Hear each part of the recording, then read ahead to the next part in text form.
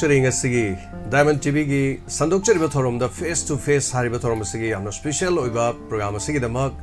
Mijang Tabiri Singama, the Tabiri Simu James, Saruzamna Taram Siri, Kono Kurumjari, Sigi Tormasigi the Mug, Quina, Ikai Nazarabang Sigi, Dermatologist, Oduga, Queen Han, Hijaki Bamatung in Haiter, Skin Gamari Lena Ba, Lena Singing Maramda, Dr. MICKY HIJAM OKRAM, Dermatologist, MD DBL, Medical Officer, DNO, Imphal, Iski Semo Office Kishu. Hanwada taram lokchari khoi Diamond TV da Hijaru bada wahong radio 90.0 Manipuri no na sapong liba radio channel plus aduga ngasigi TV channel asida kaina Hijaru bada lengsin birak pa aduga lakpi ba sigi damakta taram lokchari hanwada ngasigi wahong dok tai batare skin gi tonga tonga ba khoi gi haujiki matam da kalen gi matam Hijaru batare sigi matam da yamna toina thokon ba skin gi adugumba sigumba gi matang sida haibatare kari kari laina sing matang da wahong dok stamsi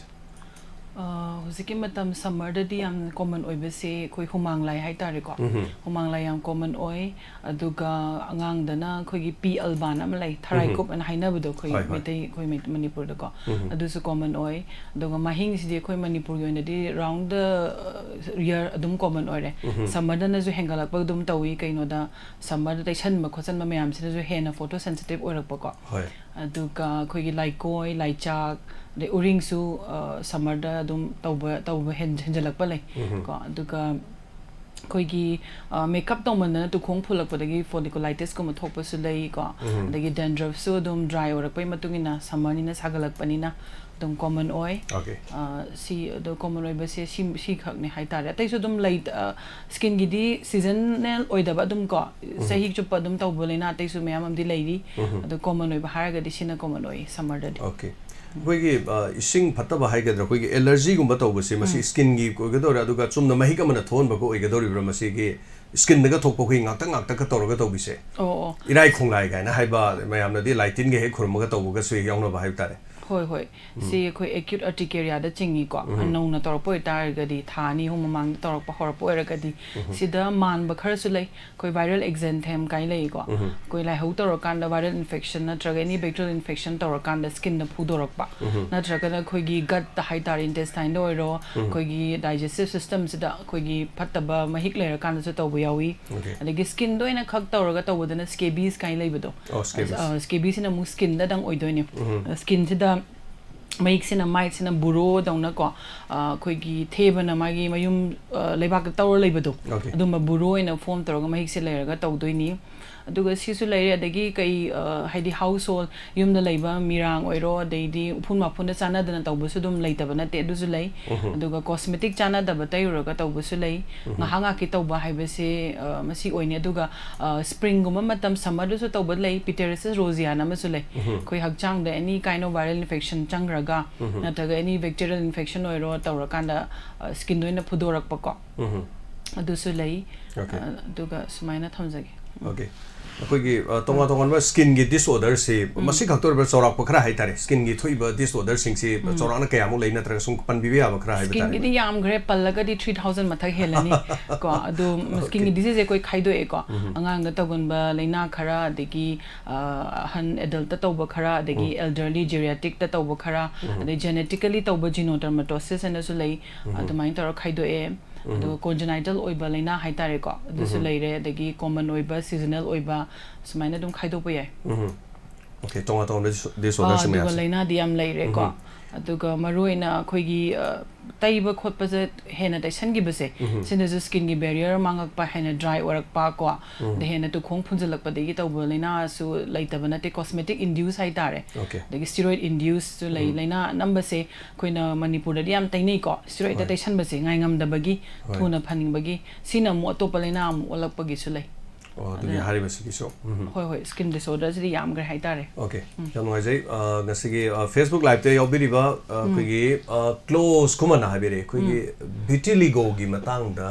kitang habire vitiligo gi simasi matang si kari habibi vitiligo habisi koi gi skin da ngaurak toi ni ko skin da su adagi sam da su scalp da su ngaurak toi ni ma si mahik na thokpa di na te koi gi kaino se melanocyte na lei ba ko pigment sung bagi cell se sidarak pai tare autoimmune ne su lobo yai cell sigi pigment sunga do cell sigi mayokta cell khara thoga moi sa thok pai tare adu namaram oiraga pigment sungdrabani na sungdaba jaga jaga do koina ngauna uba adu masi phattabalina di natte autoimmune ni inflammation khara thok pai tare ko ngasai melanocyte leba jaga do da aduna inflammatory reaction duna maram oiraga koigi magi function do sidahan baduna pigment sungakta baduna ngobagi wani adu ma se yamna hoi yamne stress logan ba laina di oi ko nungai tabanina yengak padari mine he hangoi ba pokidrana adum lainai adu bu ma se contagious tinate amana amada sandok panate genetic or higher term sinners yai natra autoimmune harris yai man se ko dumaina koigi tawba laina ni aduga ma sidasu mapang katang tawbusu lay mayam sandorokbusu lay ko adana mapang katang chinban makha daga tawrokpa degi khoi mai da spot amani tholakpa matamda ngalingai da treatment tahobasina di hena phai okay ang sandok tringai da oh masi genetical su khar oi okay genetical su family da run tawe ko family da recessive oina leramaga mapa mama ani makta recessive oina lu alaga leramba ko genetic component do ama mapa ani duna recessive ani oraga su moina pokko machada amuk torokpa lay ko mama gi family da yawgi ba natra mapa gi family da yawgra di family da run tawgali tawbutabu loinamak dum loinamak nani haibadi leite ko dumaina thamsa adugumba loina nagani haibadi leite aduga haibu sedan tawda lege hoi family ngasi yam ngai ngasi season azari ba number 9077282001 screen da lezare aduga ngasi skin ga mari leina ba disease sing haijaba tare maroina kalen tha da bo ero any adu mahing ga ba tare nupi sing dasu masi maram da sung khar khangbi ba Dr. Lengsin bering ai da akoi gi number hangdok chare aduga hariba number sida call to birakanda thorom sida makhata na ngasigi thorom si mapung phanbiu ngasigi face to face ki koi sponsored to biriba lily drinking eastern ge drinking water loina na koi nova cafe koi co sponsored oina to biriba thorom face to face thorom sida mi mapung phanbiu loina na koi gi thamjari number sida call to birakanda adom na mapung phanbiu haibo phone ji thamjari close common dongi pakum kumjare aduga thank you so much wahang phajabama hangbirakpa sigi demakta aduga call phangdraga sumyam na khoigi leijari ba watch khoigi YouTube live streaming gida asida call tawdraga sodom na message taruga skin ga mari leina ma sing hangbiro haiba pung amagi program sigi dam haijaba tare asigi ahanba call lo khojagi hello tamo mingale phangomta habisi ming Henry so Henry tukso Cocktail gi yam no wise Henry tapi kari yo hang bini doctor de skin ga mari lena hoigi kanogi hoigi to je hoigi mai se dry oi ba yes dry oi bisida khali ni na kai sina ka point of hoke hang hang ni ga atop skin problem de lete asa skin problem je kano ne hoigi betiligo ina fight oi ba do ado ha ma da khut ta khat tawro me ba yes ado da kai hida kha te ga dum mamjan ga etre How's dum care to be grabra dum doctor ga tanar to ga kamai to no doctor ga tanar ga to ne yam kana sanok na ti da tingna to ba adu da hikse dum mami kai jere du ka hidak ti tai ra dum ti mamthan gre mambudi ayeng khale ga muk tholok price ri matam du le ga yeng tare adu gi question to khang jage to okay odo dry oil se khoi gi mai da khak dry oil ga khut khong da di dum dry oil da ba da gi skin gi so ga loi isa pu mo ga bra khut khong da di wo je mai che mai je khak ya mo ga 하가사바 이칭 하가사 야오래 하가사바 야고 저기 좀 해피 바꿈 답이시 봐 doctor 되게 까리 또 위에 마이 당 하가제 하르게디 솜나 kai sinerig에도 aduan important orani 까리 시즌 비게 마이 타 호직세 10 days కి మవందికి moisturizer మ సినరే ఇందాం తైబా అదుగా నుంసా라 토가나 로션 మ సినరి sunscreen gumba sunscreen moisturizer du kai maming ga de habi biabra moisturizer mamingse kai haidno khangdine ada laigene okay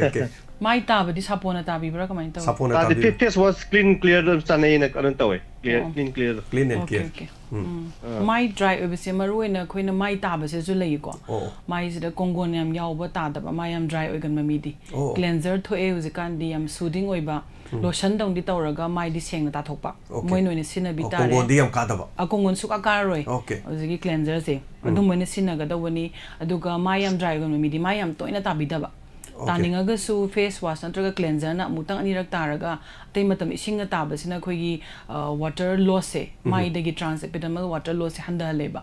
ꯁꯥꯄꯣꯟꯒꯤ ꯁꯔꯨꯛꯁꯤꯗꯤ ꯏꯁꯤꯡꯒꯤ ꯁꯔꯨꯛꯁꯤ ꯆꯨꯞꯁꯜꯂꯒ ꯍꯦꯟꯅ dry ꯑꯣꯏꯍꯜꯂꯤ ꯑꯗꯨꯅ ꯃꯥꯏ ꯌꯥꯝ dry ꯑꯣꯏ ꯍꯥꯏꯔꯒꯗꯤ ꯀ꯭ꯂꯦꯟꯖꯔꯅ ꯇꯥꯔꯒ ꯌꯦꯡꯕꯤꯌꯨꯀꯣ ꯀ꯭ꯂꯦꯟꯖꯔꯅ ꯐꯖꯅ ꯃꯥꯏꯗꯨ ꯏꯁꯤꯡ ꯆꯣꯠꯍꯜꯂ ꯃꯇꯨꯡꯗ ꯀ꯭ꯂꯦꯟꯖꯔꯁꯤꯅ ꯃꯁꯥꯖ ꯇꯧꯔꯒ ꯊꯥꯗꯣꯛꯄꯁꯦ ꯁꯤ ꯇꯧꯔꯒꯗꯤ within 2 to 3 days dry over phagani aduga tairiba kaino lotion gumba sidu maida taisan biruranu ko mai yoina moisturizer oiba cream haitare ko ceramide po yaw boiro hyaluronic acid po yaw boiro glycerin aloe vera yaw busu yai adu taibiba aduga sunscreen du su khara kai hani dry oidaba matte oidaba ma'am thoe ko adu sina biraga phani na khanjai mai gi dry oiba gidi okay anamana khoina scenery po do chana drakana ne hena dry oin ba yawe okay sing thak pa wala su sing thak wala ga dry way okay pakum si abire ko dudi thank you yam no jare hari bise hai tare ngasi doctor lakpo degi koina khangjaba poktak sing habi tare aduga skin da khoi doctor khoi oily oibe skin si base skin ni ga haju masi chum jar kamai doctor mai do oily oibe kamai masi kana ba kai leijan oily oibe na di best oiroi khoi khara mai dagi khoi masagi oil ko khara sebum khara thoga lipid ka khara tho glow ka badi lei ko to yam oily oibe na di best ne habidi yaroi oily oi malasu isada leidena ko confident leite dena thaurek thopai ji mai lenglang ka mai makeup ka taw khurjung hale lek laurge ekta to ba di humang ka khap leibido hoi humang ka baga oily oibe go manadre humang sina mo koi thermoregulation gi ne koi body se am sagala di indharak na ba masagi tawjarak pa mechanism ni humang ga thaurek thopa si su manadre gland se duga thaurek thokpa si mai ki de seng bedi defense mechanism oina thokpa ne ba mai si ju glow ka na ba de topa bacteria virus sangjanda na ba protective layer oin thamna ba na isona semak pani adura hen oily oi salaga de problem la idana ko oily oi mala de khoi to khong phunjan ba tai ri ba cream sing du su oil duga mix tawraga khoi gi hadi pore sing da phunjan ba gi chance to hengal le ba ko comedogenic oirak hai tare then oily oil na di paina khande combination skin na thambajin di best oil ni normal da ko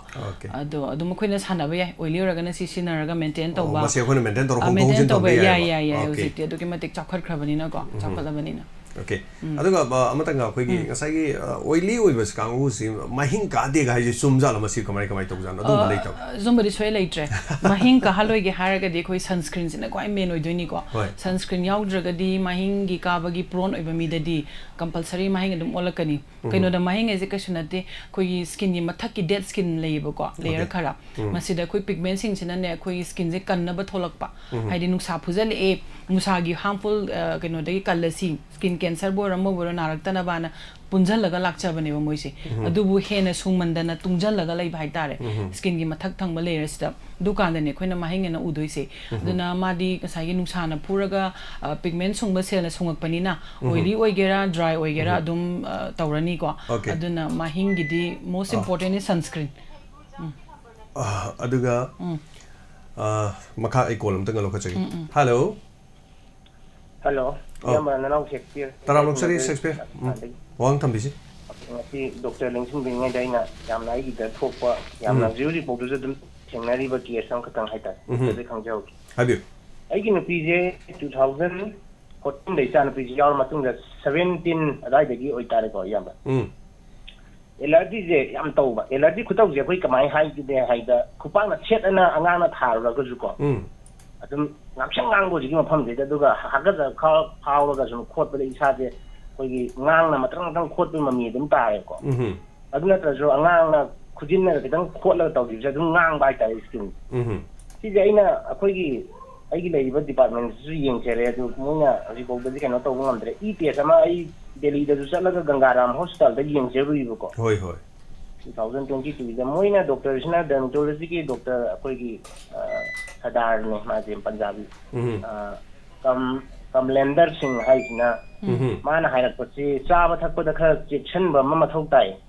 aduga yamna lu banan ba phiron adu budi commonly oiraga yadra di EPS ama tawbusi EJ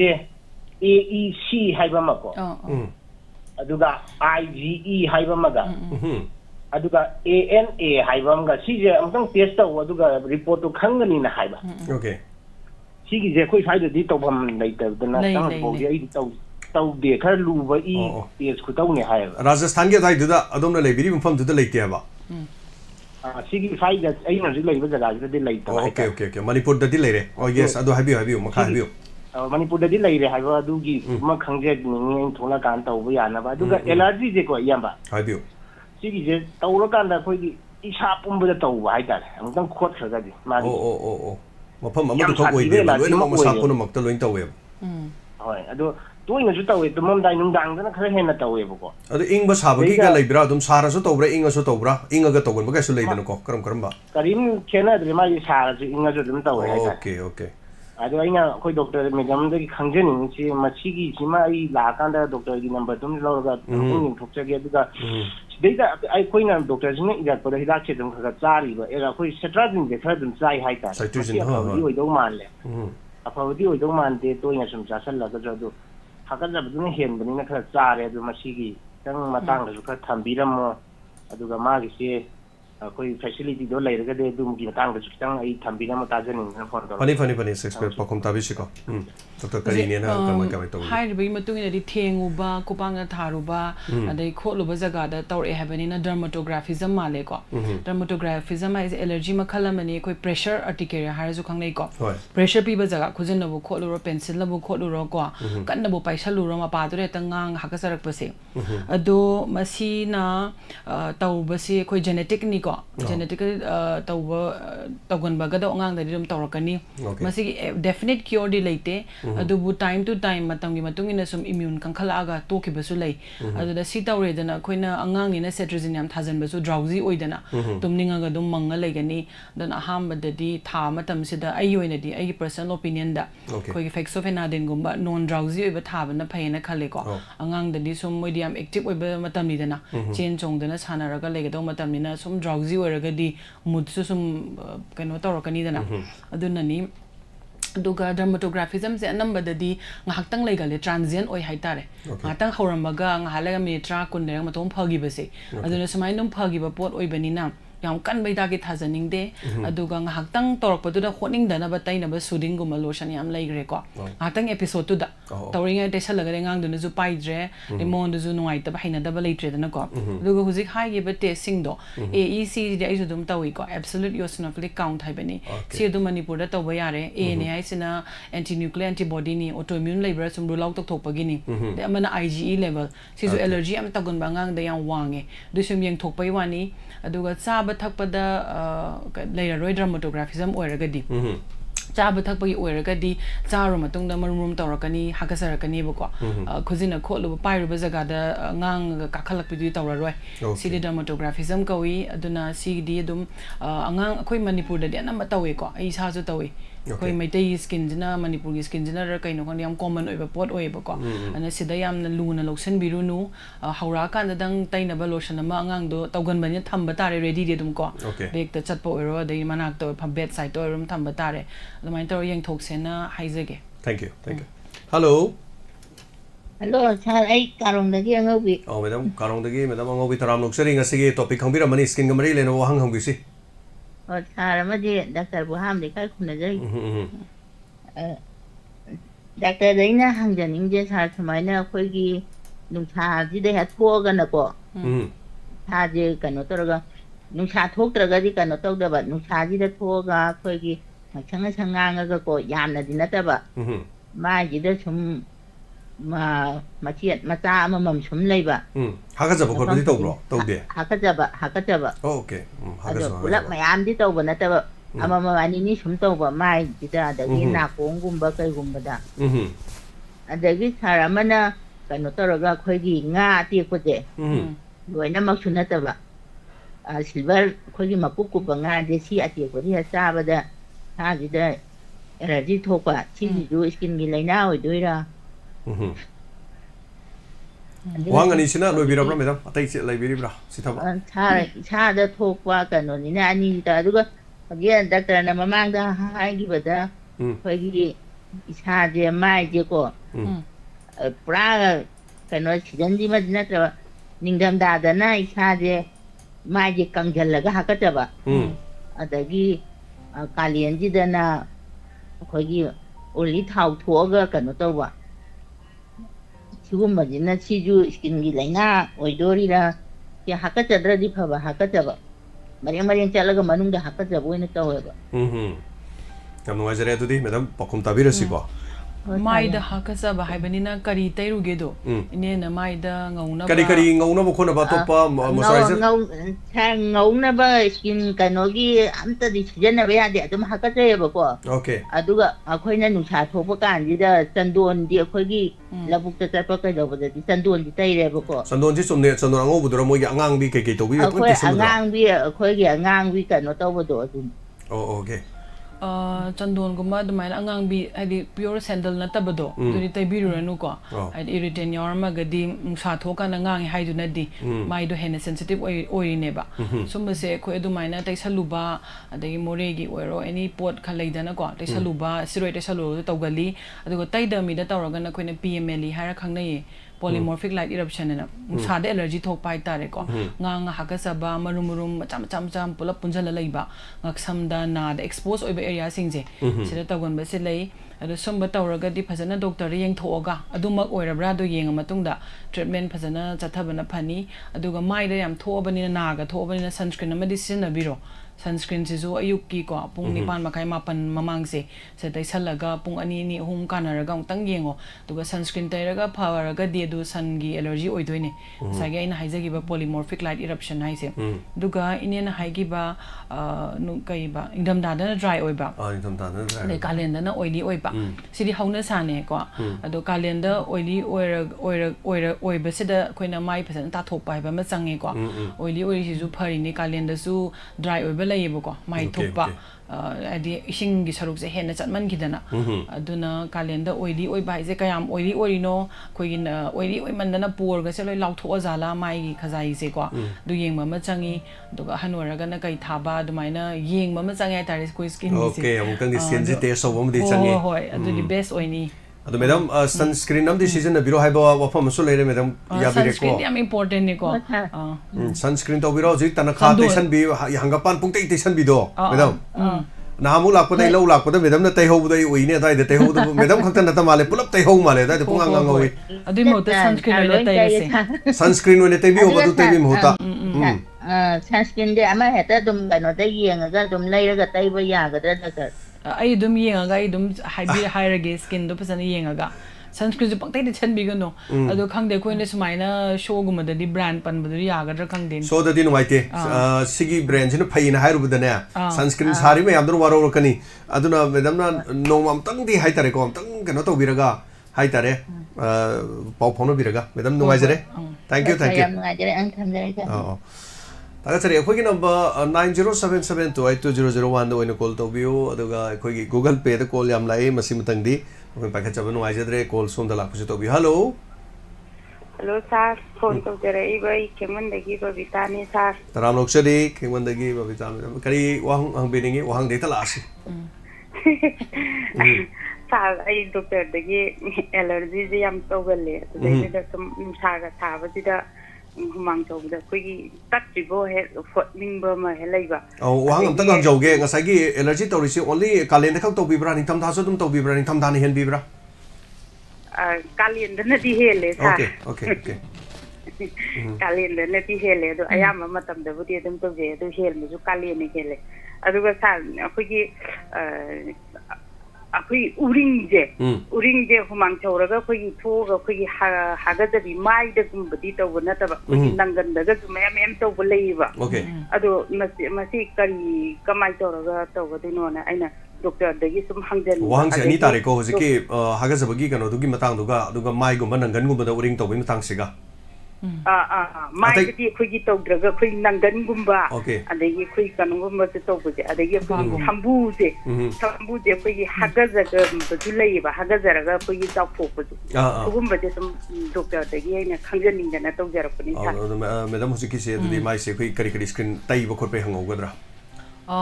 ꯇꯩꯔꯝꯗꯧ ꯃꯥꯟꯗ꯭ꯔꯦ dry ꯑꯣꯏꯔ ꯍꯥꯀꯠꯆ ꯑꯝꯇ ꯍꯪꯉꯨꯅꯦ ꯀꯔꯤ ꯇꯩꯕꯤꯕ ꯃꯥꯏꯗꯗꯤ ꯀꯔꯤ ꯇꯩꯕꯤꯕꯒꯦ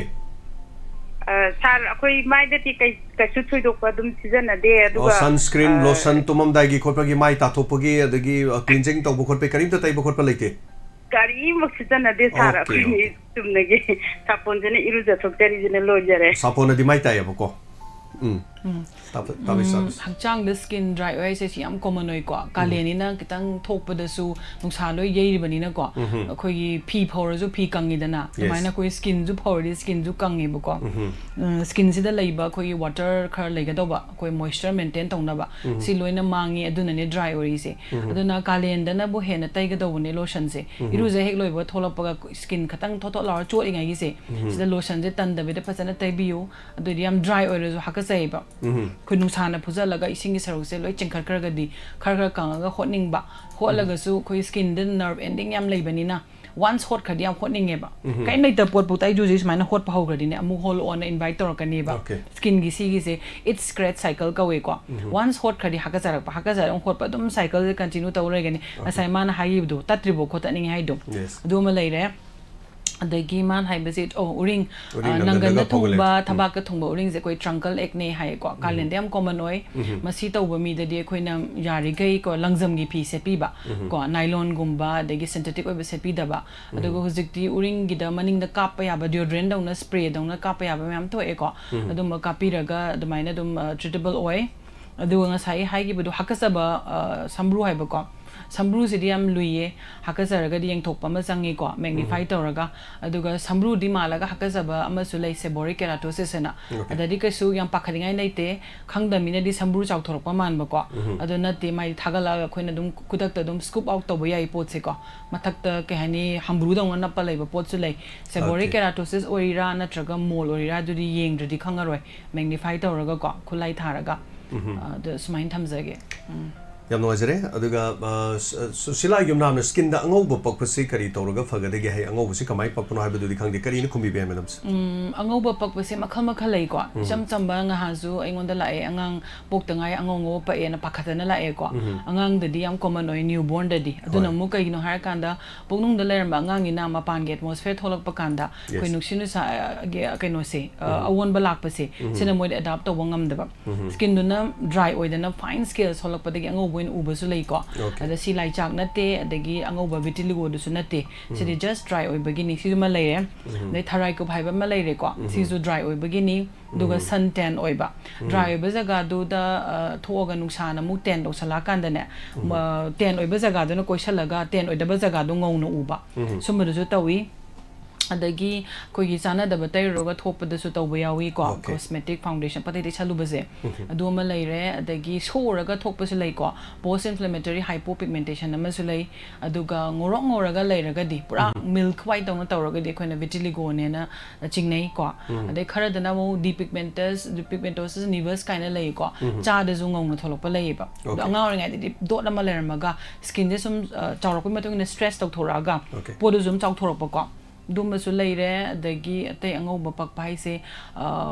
light oina hypopigmented oiba haitare ko light oina phuawna na uraga di hoi leprosy da su tawi dumaina aduna angauba pakpa se kamai kai oidono haga di maram se myam leigre ko test yengani yenga diagnosis tawranga mana phare adu yenga bokta khoina chingnaraga de khoi skin biopsy tawba yai skin dugi matum ma lauraga ko akhoi patho da tharaga exact diagnosis tawba yai yengba ma di changani yengba di change chinna loina mo haiba gi mo tai tare do se facebook live te lebi su wang yam hangbire hangbiragli bo hang chidai masa masa mane no ko sake call so laptop bani no call so ma lai aduga ai tension jara kanda mahing ka basi sakhau sokpugi maram oigada bra natraga na skin pabagi oigada ri bra haiba wahang am ko so sum sanina hangbirakpa aduga dingku na so haibirakpa mahing gi matang da khachitang haibiram haibiram mi aduga Govin Sorai sanam so mahing si makhal kya lebage mahing gi da haitare pulap ani hum chu kumsan biraga karin habi be mahing gi soi matang da mahing di am common oi gre ko sakhau sopana suna tre ma di maru ina khoi san na nga ta ne ko nusa gi UVB sina phura kanda skin gi mathak sta phure en har kanda skin gi makha da basal cell lai bam lai ko epidermis ki makha da laiba melanocytes stimulator ga mana som sungbe hen mandana khoi mathak ki dead skin da pigment tungjan laiba de gi mahing edo oibani ko mahing sida zo makhal lai ko kuina thamaga di mahing gi pigment se yamandana khoi makha skin epidermis dai lan thokharga dermis se chakhraga di yamna mu ba haitare ko gray oi urakpadu light brown ꯇꯧꯔꯤꯒꯩ ꯐꯩꯌꯦꯕꯀꯣ superficial ꯅꯦꯕ dark brown ꯑꯣꯏꯔꯤꯒꯩ ꯈꯔ deep ꯆꯠꯈ꯭ꯔꯕꯅꯤ gray ꯑꯣꯏꯔꯛꯑꯒꯗꯤ ꯌꯥꯝ ꯃꯅꯨꯡ ꯆꯪꯈ꯭ꯔꯕꯅꯤꯀꯣ ꯑꯗ ꯃꯍꯤꯡꯁꯤꯁꯨ ꯑꯩꯈꯣꯏꯅ procedure ꯃꯌꯥꯝ ꯇꯧꯁꯜꯂꯨꯕꯁꯦ ꯍꯥꯏꯗꯤ laser procedure ꯕꯨ ꯑꯣꯏꯔꯣ ꯑꯗꯒꯤ peeling ꯕꯨ ꯑꯣꯏꯔꯣ ꯁꯨꯝꯕ procedure ꯍꯥꯏꯇꯥꯔꯦꯀꯣ ꯇꯧꯔꯨꯔꯀꯥꯟꯗꯅ care ꯂꯧꯗꯕ ꯅꯠꯇ꯭ꯔꯒꯅ ꯉꯁꯥꯏꯒꯤ ꯃꯥꯒꯤ ꯇꯧꯐꯝ ꯊꯣꯛꯄ ꯆꯥꯡ intensity fluency ꯗꯣ ꯍꯥꯏꯗꯤ ꯁ꯭ꯀꯤꯟꯗꯨꯒ ꯆꯥꯟꯅꯅ ꯃꯦꯟꯇꯦꯟ ꯇꯧꯗ꯭ꯔꯒꯗꯤ ꯄꯣꯁ ꯏꯟꯐ꯭ꯂꯦꯃꯦꯇꯔꯤ ꯍꯥꯏꯄꯔ ꯄꯤꯒꯃꯦꯟꯇꯦꯁꯟ ꯇꯧꯗꯕꯁꯨ ꯅꯠꯇꯦ ꯃꯍꯤꯡ ꯂꯩꯔꯤꯉꯩꯗꯨꯗ ꯑꯃꯨꯛꯀ ꯍꯦꯟꯅ ꯇꯧꯁꯟꯈꯤꯕ ꯍꯥꯏꯇꯥꯔꯦꯀꯣ ꯑꯗꯨꯒ ꯍꯣꯔꯃꯣꯅꯦꯜ ꯆꯦꯟꯖꯅ ꯃꯔꯝ ꯑꯣꯏꯔꯒ ꯑꯩꯈꯣꯏꯒꯤ ꯄ꯭ꯔꯦꯒꯅꯦꯟꯁꯤ ꯏꯟꯗ꯭ꯌꯨꯁ ꯇꯧꯕ ꯂꯩ ꯑꯗꯩ ꯃꯦꯅꯣꯄꯣꯁꯇ ꯑꯩꯈꯣꯏꯒꯤ ꯍꯣꯔꯃꯣꯟ ꯔꯤꯄ꯭ꯂꯦꯁꯃꯦꯟ ꯊꯦꯔꯥꯄꯤ ꯇꯧꯔꯀꯥꯟꯗꯁꯨ ꯃꯍꯤꯡ ꯊꯣꯛꯂꯛꯄ ꯂꯩ ꯁꯤꯅ ꯑꯃꯨꯛ ꯀꯩꯒꯤꯅꯣ ꯍꯥꯏꯔꯀꯥꯟꯗ ꯍꯛꯆꯥꯡꯗ ꯍꯣꯔꯃꯣꯅꯦꯜ ꯆꯦꯟꯖ ꯑꯃ ꯂꯥꯛꯑꯕꯅꯤꯅ ꯑꯩꯈꯣꯏꯒꯤ ꯃꯦꯂꯥꯅꯤꯟ ꯁ꯭ꯇꯤꯃꯨꯂꯦꯇꯤꯡ ꯍꯣꯔꯃꯣꯟ ꯍꯥꯏꯕ ꯑꯃ ꯂꯩꯌꯦꯕ ꯃꯦꯂꯥꯅꯤꯟ ꯍꯥꯏꯗꯤ ꯄꯤꯒꯃꯦꯟꯁꯦ ꯑꯗꯨꯒꯤ ꯍꯣꯔꯃꯣꯟꯗꯨꯁꯨ ꯍꯦꯟꯒꯠꯂꯨꯕ ꯍꯥꯏꯇꯥꯔꯦ ꯍꯦꯟꯒꯠꯂꯕꯅꯤꯅ ꯑꯣꯇꯣꯃꯦꯇꯤꯀꯦꯂꯤ ꯃꯦꯂꯥꯅꯣꯁꯥꯏꯠꯇꯨꯅ ꯍꯦꯟꯅ ꯁꯨꯡꯉꯛꯑꯒ ꯑꯩꯈꯣꯏꯒꯤ ꯁ꯭ꯀꯤꯟꯒꯤ ꯃꯊꯛꯀꯤ ꯂꯦꯌꯔꯁꯤꯗ ꯄꯤꯒꯃꯦꯟ ꯇꯨꯡꯖꯟ ꯂꯩꯃꯟꯗꯅ ꯃꯍꯤꯡ ꯑꯣꯜꯂꯤꯅꯤ ꯑꯗꯣ ꯑꯩꯈꯣꯏ ꯃꯅꯤꯄꯨꯔꯗꯗꯤ ꯆꯈꯥꯎ ꯁꯣꯛꯄꯩꯔꯥꯅ ꯁꯨꯃꯥꯏꯅ ꯑꯃ ꯃꯤꯠ ꯑꯃ ꯂꯩꯔꯦꯀꯣ ꯆꯈꯥꯎ ꯁꯣꯛꯄꯅꯗꯤ ꯑꯣꯏꯔꯣꯏ ꯑꯗꯣ ꯃꯥꯗꯤ ꯅꯨꯡꯁꯥꯅ ꯉꯥꯛꯇꯅꯦ ꯇꯧꯕꯇꯕꯨ ꯑꯦꯅꯤ ꯀꯥꯏꯟ ꯑꯣꯐ ꯂꯩꯅꯥ ꯂꯩꯔꯒ ꯁ꯭ꯇ꯭ꯔꯦꯁ ꯂꯩꯔꯒꯗꯤꯀꯣ ꯁ꯭ꯇ꯭ꯔꯦꯁ ꯍꯣꯔꯃꯣꯟꯁꯨ ꯏꯟꯀ꯭ꯔꯤꯁ ꯇꯧꯔꯛꯄꯅꯤꯅ ꯃꯦꯂꯥꯅꯤꯟ ꯁ꯭ꯇꯤꯃꯨꯂꯦꯇꯤꯡ ꯍꯣꯔꯃꯣꯟꯁꯨ ꯃꯥꯒ ꯕꯥꯏ ꯑꯦꯟ ꯕꯥꯏ ꯁ꯭ꯇꯤꯃꯨꯂꯦꯠ ꯇꯧꯅꯔꯨꯔꯒ ꯏꯟꯀ꯭ꯔꯤꯁ ꯇꯧꯔꯒ ꯇꯧꯕꯗꯤ ꯂꯩ ꯑꯗꯨꯅ ꯃꯍꯤꯡ ꯇꯧꯒꯨꯝꯁꯤ ꯍꯥꯏꯔꯗꯤ ꯑꯩꯈꯣꯏ ꯉꯁꯤ ꯍꯥꯏꯕ ꯅꯨꯃꯤꯠꯁꯤꯗꯒꯤ ꯑꯩꯈꯣꯏꯒꯤ ꯁꯟꯁꯀ꯭ꯔꯤꯟ ꯁꯤꯖꯤꯟꯅꯕꯒꯤ ꯍꯦꯕꯤꯠꯁꯦ ꯊꯝꯃꯒꯗꯤ ꯃꯇꯨꯡ ꯇꯥꯕꯗ ꯃꯍꯤꯡ ꯍꯦꯟꯁꯨ ꯇꯧꯈꯤꯕ ꯃꯤꯗꯁꯨ ꯍꯦꯟꯖꯜꯂꯔꯣꯏ ꯇꯧꯗꯕ ꯃꯤꯗꯁꯨ ꯊꯣꯛꯑꯔꯣꯏ ꯑꯗꯨꯅ ꯀꯦꯕ ꯃꯧꯕꯗ ꯐꯣꯀꯁ ꯇꯧꯗꯕꯤꯗ ꯁꯟꯁꯀ꯭ꯔꯤꯟꯁꯤꯗ ꯍꯦꯟꯅ ꯃꯦꯟ ꯐꯣꯀꯁ ꯇꯧꯕꯤꯕ ꯃꯣꯔꯅꯤꯡ ꯑꯥꯐꯇꯔꯅꯨꯟ ꯀꯣ ꯂꯦꯠ ꯑꯥꯐꯇꯔꯅꯨꯟꯗ ꯁꯟꯁꯀ꯭ꯔꯤꯟ ꯇꯩꯕꯤꯕ ꯌꯥꯝ ꯅꯨꯡꯉꯥꯏꯖꯔꯦ ꯑꯗꯨꯒ ꯃꯊꯪꯒꯤ ꯀꯣꯂꯔ ꯑꯃ ꯂꯧꯈꯠꯆꯒꯦ ꯍꯜꯂꯣ ꯍꯜꯂꯣ ꯍꯜꯂꯣ ꯇꯥꯕꯤꯔꯕ꯭ꯔꯥ ꯍꯜꯂꯣ ꯍꯜꯂꯣ ꯇꯥꯖꯔꯦ ꯃꯤꯡꯒ ꯂꯩꯐꯝ ꯑꯝꯇ ꯍꯥꯏꯕꯤꯁꯤ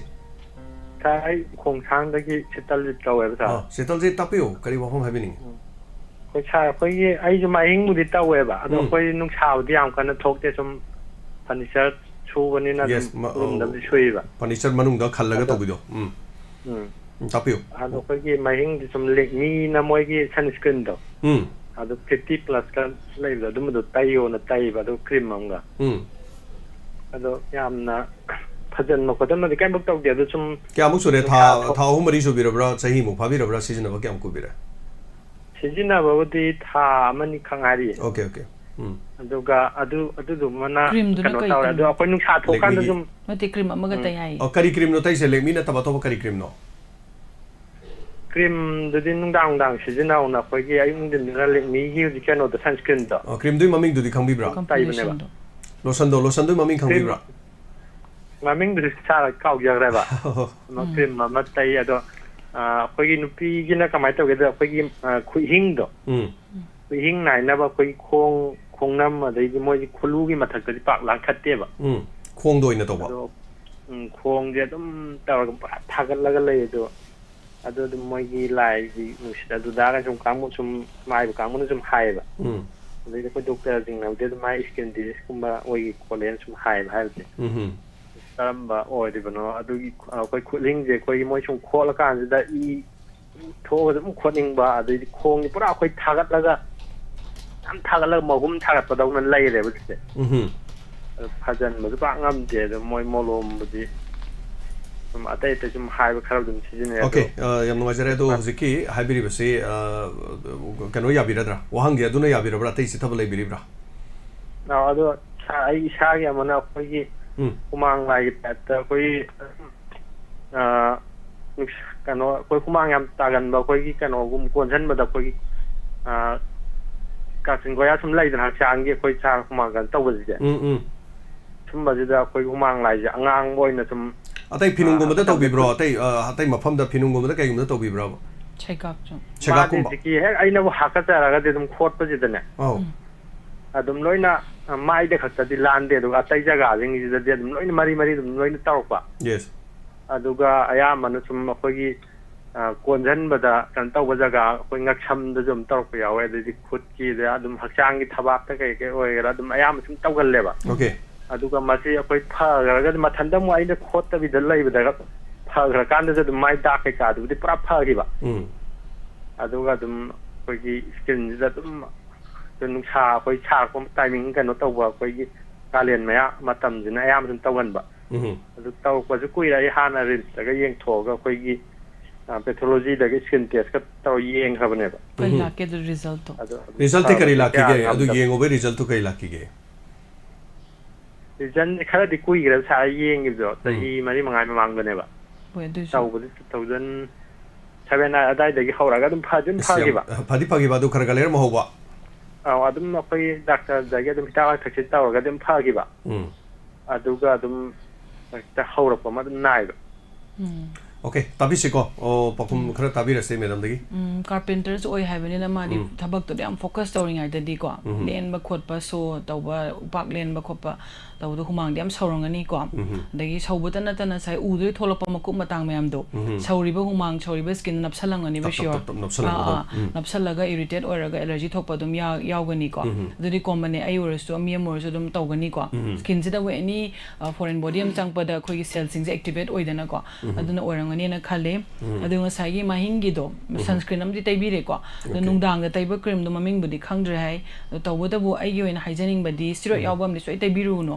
koi manipur da koi mahinga like koi tawbani sida steroid da tailera meba yam thuna phaning bagi aduna phang hak tang thama ni di phaba malaga su long run da treatment su wagani henjo henjalakani aduna triple combination and 5 combination ki cream yam thokpa ne ujikan se ko atai leina da thana bane do moi phatte ha banate moina thaga do leina chu lei tawbatabu mahing and like oi dadi please adu tai bi ganu haibadai composition mun na pabi obo ko clobetasol mometazone helobitazole sumba yaw base so tai bi ganu ko like oi da tai re tinea incognito oli ko khoi resistant yam oi man treatment yam why khoi dadi do mahing da zo khoina phasana treatment tawning base history loba kana straight tare me haide koi zu bit se pra halleba asana taweba ko aduna mahingi se straight yaudaba me ama leire pha pha ba du tai bi ai ko aduma leire dei ma sa habdu humang yam kangan ba ko kara karakta do humang se yam kangan ba je yeng normally kang mi do oira na tra excess or gadi koi condition ama lei ba ko hyperhidrosis ena humang yam kangan ba sega oiro dei kara karakta oiro do di manam su chelak do ni dana ko aduna adum ba tawdana musikan di taina ba lotion thogle adu ki matik advance oire koi skin gi di ko adu tai ba yai aduga aduna taba normally numang humang mayam na kangle shmai na kang bo oira gadi adum powder ma toina tai biro powder tare gadi humang da chup sale dana ko aduna skin do dry oraga di nang na ngasai u subu khotpa tawbuda paisalakta na ba hai tare ko phunwa phun u dei tholak pugum do aduma leire adagi magi ngasai loina bi taw habdo ko khong mathak ta kharga tobi masa mathak de langkhat bi habta amus to he hoi lamba phangba jaga da sum khot pase se je uziki season se lichen planets na leina ma lei ko ai bi de hypet autoimmune ma su matom tawjar pa yam hakasa ba ko purple color hypet changba su ma lesion se da sum khola ga khoi kujin na khot bandana ne friction na kano thagalak pa su lei lichen planets or madagi amuk lichen simplex chronicus on giba natraga na prurigo simplex la oiribra mam lai gre leina je ko aduna yenga ga treatment taw bana thadi simak ne khangdam na haiwe aro yam lai gre ta haibadi nungai ro aduna amuk tang di lengthok piraga matam su koire hanga sagi 2007-8 ki do hoji pokda amuk farga samu hobo khope su mam yori mai ana basi yami haitare amuk tang di consult to biu aduga khodong sap si lobi haijage aduga ngasigi Facebook live ta hambirak li bo hang mayam si ai amani tang lokha charga collar ga punna lokha chage collar pai bi se call ngasai digi waiting torga lebi bani thaga chari angang chai tarawm doi shuraba no pi masa asi unsa yamna hagazai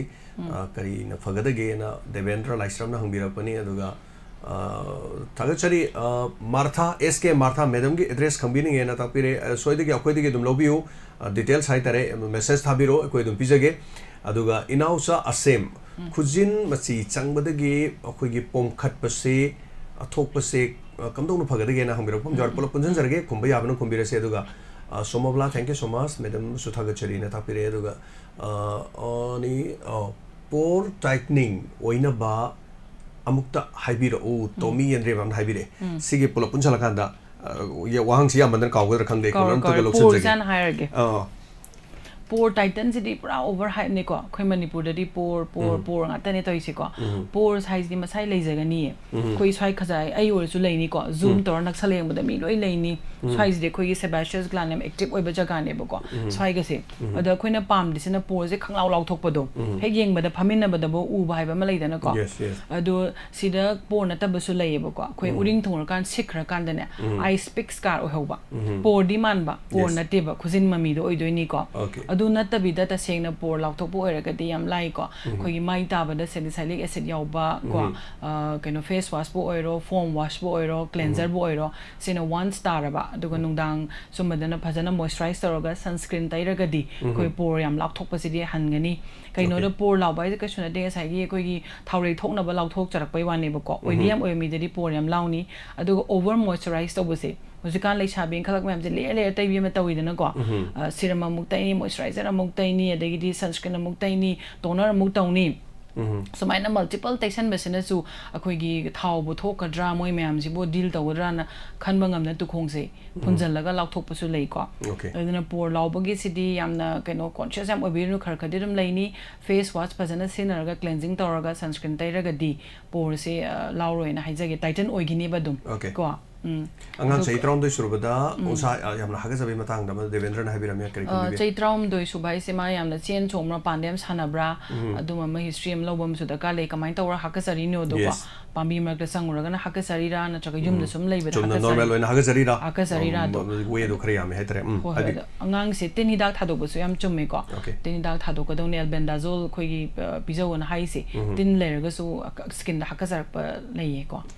ꯑꯗꯨꯃꯥꯏꯅ ꯊꯝꯒꯦ ꯑꯗꯨ ꯌꯦꯡꯗ꯭ꯔꯒꯗꯤ ꯀꯔꯝꯕ ꯃꯈꯜ ꯍꯥꯀꯠꯆꯩꯅꯣꯗꯣ yes ꯁꯤꯅ ꯂꯣꯏꯅꯃꯛ ꯍꯥꯏꯕꯗ diagnose ꯇꯧꯗ꯭ꯔꯒꯗꯤ ꯍꯥꯏꯕꯁꯤ ꯈꯔꯗꯤ ꯂꯨꯏ ꯑꯗꯨꯕꯨ ꯃꯌꯥꯝꯒꯤ ꯋꯥꯍꯪꯁꯤ ꯁꯦꯇꯤꯁꯐꯥꯏ ꯑꯣꯏꯗ꯭ꯔꯒꯁꯨ ꯎꯅꯕꯒꯤ ꯇꯥꯟꯖꯥ ꯑꯗꯨꯝ ꯂꯧꯕꯤꯌꯨ ꯍꯜꯂꯣ ꯍꯜꯂꯣ ꯃꯤꯡꯒ ꯂꯩꯐꯝ ꯑꯝꯇ ꯇꯥꯛꯄꯤꯁꯤ ꯍꯜꯂꯣ ꯑꯩ ꯂꯝꯁꯥꯡꯗꯒꯤ ꯕꯤꯂꯥꯁꯤꯅꯤ ꯄꯥꯎꯅꯝ ꯕꯤꯂꯥꯁꯤꯅꯤ ꯂꯝꯁꯥꯡꯗꯒꯤ ꯇꯔꯥꯃꯨꯛꯆꯔꯤ ꯀꯔꯤ ꯋꯥꯍꯪ ꯍꯪꯕꯤꯁꯤ ꯗꯣꯛꯇꯔ ꯂꯦꯡꯁꯤꯟꯕꯤꯔꯤꯉꯩꯗ ꯀꯩꯅꯣ ꯑꯩꯁꯦ ꯀꯩꯅꯣꯅꯦ ꯏꯪꯊꯝꯊꯥ ꯈꯨꯗꯤꯡꯒꯤꯅꯦ ꯏꯪꯊꯝꯊꯥ ꯍꯦꯛ ꯍꯧꯕꯒꯅꯦ ꯁꯤꯟꯁꯦ ꯑꯩꯈꯣꯏꯒꯤ ꯐꯤ ꯑꯆꯝꯕ ꯁꯦꯠꯂꯤꯈꯩꯗꯤ ꯑꯗꯨꯝ ꯌꯥꯕꯀꯣ ꯀꯝꯐꯣꯔꯒꯤ ꯐꯤ ꯍꯥꯏꯕꯗꯤ ꯂꯨꯝꯒꯗꯕ ꯐꯤꯔꯣꯜ ꯀꯩꯀꯩꯁꯦ ꯑꯗꯨꯝ ꯍꯦꯛ ꯁꯦꯠꯄꯒ ꯏꯪꯊꯝꯊꯥꯁꯤ ꯍꯦꯛ ꯑꯣꯏꯕꯒꯅꯦ ꯋꯥꯛꯀꯤꯡ ꯈ꯭ꯋꯥꯏꯗꯒꯤ ꯍꯧꯕꯁꯦ ꯋꯥꯛꯀꯤꯡꯒꯤ ꯊꯥꯁꯦ ꯁꯤꯗꯩꯗꯒꯤ ꯑꯗꯨꯝ ꯍꯧꯔꯒ ꯀꯩꯅꯣꯁꯦ ꯏꯪꯊꯝꯊꯥ ꯂꯣꯏꯗ꯭ꯔꯤꯐꯥꯎꯁꯦ ꯑꯗꯨꯝ ꯁ꯭ꯀꯤꯟ ꯑꯦꯂꯔꯖꯤ ꯍꯥꯏꯗꯣꯏꯔꯥ ꯀꯔꯤ ꯑꯣꯏꯗꯣꯏꯅꯣ ꯑꯗꯨꯝ ꯃꯊꯥ ꯊꯥꯒꯠꯂꯒ ꯍꯥꯀꯠꯆꯔꯒ ꯑꯩꯈꯣꯏ ꯃꯐꯝ ꯑꯃꯈꯛꯇꯪꯒꯨꯝꯕ ꯍꯥꯟꯅ ꯇꯧꯔꯝꯃꯅꯤꯕꯀꯣ ꯑꯗꯨꯒ ꯑꯗꯨꯝ ꯈꯣꯡ ꯑꯩꯈꯣꯏꯒꯤ ꯐꯤꯅꯨꯡꯒꯤ ꯖꯒꯥ ꯍꯥꯏꯕꯗꯤ ꯅꯤꯡꯈꯣꯡꯗꯒꯤꯅꯅꯦ ꯈꯣꯡꯐꯧꯒꯤ ꯖꯒꯥꯁꯤꯒꯩ ꯂꯣꯏ ꯇꯧꯕ ꯑꯗꯨꯒ ꯍꯛꯆꯥꯡ ꯑꯇꯩꯗꯤ ꯇꯧꯗꯕ ꯑꯗꯣ ꯍꯟꯗꯛ ꯍꯧꯈꯤꯕꯁꯤ ꯅꯥꯡꯒꯟ ꯌꯧꯁꯜꯂꯛꯑꯦꯕꯀꯣ ꯑꯗꯨ ꯁꯤ ꯀꯩ ꯇꯧꯔꯒ ꯀꯔꯤ ꯀꯔꯤ ꯍꯤꯗꯥꯛ ꯂꯥꯡꯊꯛꯀ ꯇꯩꯕꯤꯕ ꯒꯨꯂꯤ ꯆꯥꯕ ꯈꯣꯠꯄ ꯐꯥꯔꯃꯥꯁꯤꯗꯒ ꯇꯧꯔ ꯌꯥꯎꯈ꯭ꯔꯕ꯭ꯔꯥ ꯑꯗꯨꯒ ꯀꯌꯥꯝ ꯀꯨꯏꯔꯦ ꯇꯧꯕꯤꯔꯤꯁꯦ ꯖꯤꯝꯁꯇꯅꯦ ꯖꯤꯝꯁꯇ ꯌꯦꯡꯉꯦ ꯑꯗꯨꯒ ꯂꯣꯁꯟ ꯑꯃꯒ ꯏꯔꯛꯑꯦ ꯑꯗꯨꯒ ꯒꯨꯂꯤꯒ ꯏꯔꯛꯑꯦ ꯑꯗꯨꯒ ꯆꯥꯔꯒ ꯑꯗꯨꯝ ꯐꯈꯤꯕ꯭ꯔꯥ ꯑꯃꯨꯛ ꯍꯧꯔꯛꯏꯔꯥ ꯃꯇꯝꯗꯨꯒꯤꯗꯤ ꯑꯗꯨꯝ ꯐꯈꯤꯕꯀꯣ ꯑꯗꯨꯒ ꯏꯪꯊꯝꯊꯥ ꯈꯨꯗꯤꯡꯒꯤ ꯑꯗꯨꯝ ꯍꯧꯕ ꯏꯪꯊꯝꯊꯥ ꯈꯨꯗꯤꯡꯒꯤꯗꯤ ꯑꯗꯨꯝ ꯍꯧ ꯂꯩꯔꯦꯕ ꯑꯗꯨ ꯀꯩ ꯇꯧꯔꯒ ꯐꯅꯤ ꯑꯩꯒꯤ ꯏꯒꯤ ꯑꯣꯏꯒꯗ꯭ꯔꯥ ꯀꯩꯒꯤ ꯑꯣꯏꯗꯣꯏꯅꯣ ꯌꯥꯝ ꯅꯨꯡꯉꯥꯏꯇꯕ ꯏꯪꯊꯝꯊꯥꯒꯤ ꯃꯅꯨꯡꯗ ꯏꯁꯥꯒꯤ ꯆꯍꯤ ꯀꯌꯥ ꯁꯨꯕꯤꯔꯒꯦ ꯆꯍꯤ 47 ꯁꯨꯔꯦ 47 ꯃꯨꯛ ꯁꯨꯔꯦ ꯑꯣꯀꯦ ꯃꯈꯣꯝ ꯊꯥꯕꯤꯁꯤꯀꯣ ꯑꯩꯈꯣꯏꯒꯤ ꯑꯍꯟ ꯑꯣꯏꯔꯛꯄꯒꯤ ꯁ꯭ꯀꯤꯟꯁꯦꯀꯣ 40+ ꯌꯥꯝ ꯃꯣꯏꯁꯆꯔꯥꯏꯁ ꯇꯧꯕ ꯗꯔꯀꯥꯔ ꯂꯩ ꯑꯩꯈꯣꯏꯒꯤ ꯊꯥꯏꯅ ꯅꯍꯥ ꯑꯣꯏꯔꯤꯉꯩꯗꯗꯤ ꯑꯩꯈꯣꯏ ꯁ꯭ꯀꯤꯟꯒꯤ ꯃꯣꯏꯁꯆꯔ ꯀꯩꯀꯥꯁꯦ ꯃꯦꯟꯇꯦꯟ ꯇꯧꯕ ꯉꯝꯖꯩꯌꯦꯕꯀꯣ ꯍꯦꯜꯗꯤ ꯑꯣꯏꯕꯅꯤꯅ ꯑꯗꯨꯅ ꯑꯍꯟ ꯑꯣꯏꯔꯒꯗꯤ ꯏꯁꯤꯡ ꯌꯥꯝ ꯊꯛꯄꯤꯕꯀꯣ 3 ꯂꯤꯇꯔꯃꯨꯛ ꯊꯛꯄꯤꯕ ꯅꯣꯡꯃꯗꯀꯣ ꯑꯗꯨꯒ ꯃꯣꯏꯁꯆꯔꯥꯏꯖꯔꯁꯦ ꯌꯥꯝ ꯇꯣꯏꯅ ꯇꯩꯕꯤꯕ ꯏꯔꯨꯖ ꯂꯣꯏꯔꯒ ꯑꯃ ꯇꯩꯕ ꯅꯨꯡꯗꯥꯡ ꯋꯥꯏꯔꯝ ꯇꯨꯝꯃꯝꯗꯥꯏ ꯁꯨꯝꯕ ꯇꯩꯔꯒꯗꯤ ꯑꯩꯈꯣই ꯁ꯭ꯀꯤꯟꯁꯦ ꯈꯨꯏꯕꯒꯤ ꯆꯥꯟꯁꯁꯨ ꯍꯟꯊꯒꯅꯤ ꯍꯥꯀꯠꯆꯕꯒꯤ ꯆꯥꯟꯁꯁꯨ ꯍꯟꯊꯒꯅꯤ ꯑꯗꯨꯒ ꯍꯧꯖꯤꯛꯀꯤ ꯏꯆꯦ ꯍꯥꯏꯒꯗ꯭ꯔꯥ ꯃꯥꯒꯤꯗꯤ ꯐꯤꯅꯨꯡꯁꯨ ꯇꯧꯋꯦ ꯍꯥꯏꯕꯅꯤ나 ꯐꯤꯅꯨꯡꯒꯨꯝꯕꯗ ꯂꯥꯏꯀꯣꯏ ꯇꯧꯕ꯭ꯔꯥ ꯌꯦꯡꯊꯣꯛꯄ ꯑꯃ ꯆꯪꯉꯦꯀꯣ ꯐꯤꯅꯨꯡꯒꯨꯝꯕꯗ ꯁꯦꯒꯥꯒꯨꯝꯕꯗ ꯂꯥꯏꯀꯣꯏ ꯇꯧꯕꯁꯤꯅ ꯃꯔꯝ ꯑꯣꯏꯔꯒ ꯇ꯭ꯔꯤꯠꯃꯦꯟ ꯇꯧꯕꯤꯗ꯭ꯔꯒꯗꯤꯅꯦ ꯏꯠ ꯏꯔꯞꯁꯟ ꯑꯃ ꯂꯩꯌꯦꯕ ꯍꯥꯏꯗꯤ ꯃꯍꯤꯛꯇꯨ ꯁꯨꯝ ꯊꯝꯃꯕꯅꯤꯅ ꯍꯛꯆꯥꯡꯁꯤꯅ ꯗꯤꯐꯦꯟ ꯇꯧꯅꯕ ꯍꯣꯠꯅꯕꯗ ꯑꯇꯩ ꯃꯄꯥ ꯖꯒꯥꯗꯁꯨ ꯂꯣꯏ ꯍꯥꯀꯠꯆꯔꯛꯄ ꯃꯔꯨ ꯃꯆꯥ ꯃꯆꯥ ꯊꯨꯡꯉꯛꯄꯁꯨ ꯂꯩꯌꯦꯕ ꯑꯗꯨꯅ ꯃꯦꯟ ꯄꯦꯊꯣꯂꯣꯖꯤ ꯍꯥꯏꯇꯥꯔꯦ ꯃꯦꯟ ꯁꯥꯏꯠꯁꯦ ꯀꯔꯤꯅꯣꯗꯣ ꯍꯣꯜ ꯕꯣꯗꯤꯗꯣ ꯌꯦꯡꯕ ꯑꯃ ꯆꯪꯉꯦꯀꯣ ꯀꯔꯝꯕ ꯂꯩꯅꯥꯅ ꯇꯧꯔꯤꯅꯣ ꯅꯠꯇ꯭ꯔꯒ ꯏꯆꯝ ꯆꯝꯅ ꯁꯨꯝ ꯑꯔꯇꯤꯀꯦꯔꯤꯌꯥ ꯇꯧꯔꯤꯕ꯭ꯔꯥ ꯀꯔꯤꯅꯣꯗꯣ ꯌꯦꯡꯕ ꯑꯃ ꯆꯪꯉꯦ ꯑꯗꯨꯕꯨ ꯑꯩꯈꯣꯏ ꯗꯥꯏꯕꯦꯇꯤꯛ ꯁ꯭ꯀꯤꯟ ꯑꯣꯏꯕ ꯑꯗꯩ ꯑꯍꯟ ꯑꯣꯏꯔꯛꯄ ꯁ꯭ꯀꯤꯟꯁꯦ ꯁꯤꯗꯤ ꯗ꯭ꯔꯥꯏ ꯑꯣꯏꯕꯅ ꯃꯔꯝ ꯑꯣꯏꯔꯒ ꯍꯥꯀꯠꯆꯕꯁꯨ ꯇꯧꯒꯜꯂꯦ ꯑꯣꯀꯦ ꯑꯗꯨꯒ ꯉꯁꯥꯏꯒꯤ ꯃꯥꯒꯤ ꯐꯤ ꯅꯤꯡꯊꯝꯊꯥꯗ ꯐꯤ ꯑꯩꯈꯣꯏ ꯁꯥꯝꯇꯨꯒꯨꯝꯕ ꯀꯩꯒꯨꯝꯕ ꯑꯗꯨꯅꯦ ꯍꯥꯏꯁꯦ ꯑꯗꯨꯁꯨ ꯌꯥꯎꯔꯦꯕ ꯌꯦꯁ ꯗ꯭ꯔꯥꯏ ꯑꯣꯏꯕ ꯁ꯭ꯀꯤꯟꯗꯗꯤ ꯑꯦꯅꯤ ꯁꯤꯟꯊꯦꯇꯤꯛꯅ ꯅꯞꯄꯛꯄ ꯃꯇꯝꯗ ꯖꯧ ꯖꯧ ꯂꯥꯎꯔꯅꯦꯕ ꯁ꯭ꯀꯤꯟꯗꯨꯗ ꯃꯣꯏꯁꯆꯔ ꯃꯦꯟꯇꯦꯟ ꯇꯧꯗ꯭ꯔꯕꯅꯤꯅ ꯀꯣ ꯔꯤꯆꯥꯔꯗ ꯈꯨꯟꯗ꯭ꯔꯥꯐꯝ ꯈꯨꯕꯥꯛ ꯃꯌꯥꯏꯗ ꯑꯩꯈꯣꯏꯒꯤ ꯈꯥꯡꯕ ꯉꯝꯗꯕ ꯍꯥꯒꯠꯆꯕ ꯁꯤꯒꯨꯝꯕꯁꯤ ꯀꯔꯤ ꯁꯤꯖꯤꯟꯅꯕ ꯌꯥꯏ ꯍꯥꯏꯕ ꯋꯥꯐꯝ ꯑꯃꯒ ꯑꯗꯨꯒ ꯂꯦꯝꯕ ꯂꯨꯋꯥꯡ ꯉꯁꯥꯏ ꯕꯦꯇꯤꯂꯤꯒꯣꯁꯦ ꯍꯥꯏꯐꯦꯠꯇꯤ ꯍꯥꯏꯈ꯭ꯔꯦ ꯕꯦꯇꯤꯂꯤꯒꯣꯒꯤ ꯇ꯭ꯔꯤꯠꯃꯦꯟ ꯇꯧꯕ ꯃꯇꯝꯗ ꯃꯇꯝ ꯀꯌꯥꯝ ꯀꯨꯏꯅ ꯆꯪꯕꯒꯦ ꯍꯥꯏꯕ ꯑꯅꯤꯁꯦ ꯀꯔꯤ ꯈꯨꯝꯕꯤꯕꯤ vitiligo treatment se why ko khoi na yam thuna phaning patient se ado latest tholok pa lai uji khar thoklek ko hana di khoi tacrolimus gumba dagi mometazone high steroid gumba the anti inflammatory vitamin D analog hana try torom bani uji newer molecule ma thoklek ko crisaborol na si dum phai na hai ko within 6 months adum pigment haurak phai tare ko repigment tawre na hai aduna mayam lai gre dagi di yam sandoga na orally pijaba vitiligo gumba laina da di khoigi disorder hai tare na mak joining de ko disorder sida de khoina systemic tha ba sulai magi spread to gi matung ire ille hai tare macha amma khadang gumba khut maton gumba taw du di dum within 3 or 4 months dum repigment taw ngam taina ba thoe ko ado karamba tai sige du di patient do uraga khoina laidana ko chana ga do man ba do tha tar yam lai gre ba treatment di ko aduna mai haizeningi du amagi duna khubak thaka sa ba khubak haka sa ba si am company pomfolix ka we ko adu oram do male uda banina du mai na thamjarage marga hai ni khompak ka dang tawgale moi se ko haka jagan ba ni sapon gum bai sing yam pyro ga phi gum suru ga ne henjan ba ko sida taina ba su lai ko yam na mai loi ba steroid thoe ko khogi dezonite yaw ba hai tare ko sumatai ga su phagali adubu haka sari poto karino do ani yeng ma changi ko topa lena laiba syphilis su tawe ba ko khobak ta khoi marum tawba lena dagi kai tin na chikar ga su tawba yawi tana yeng ma changi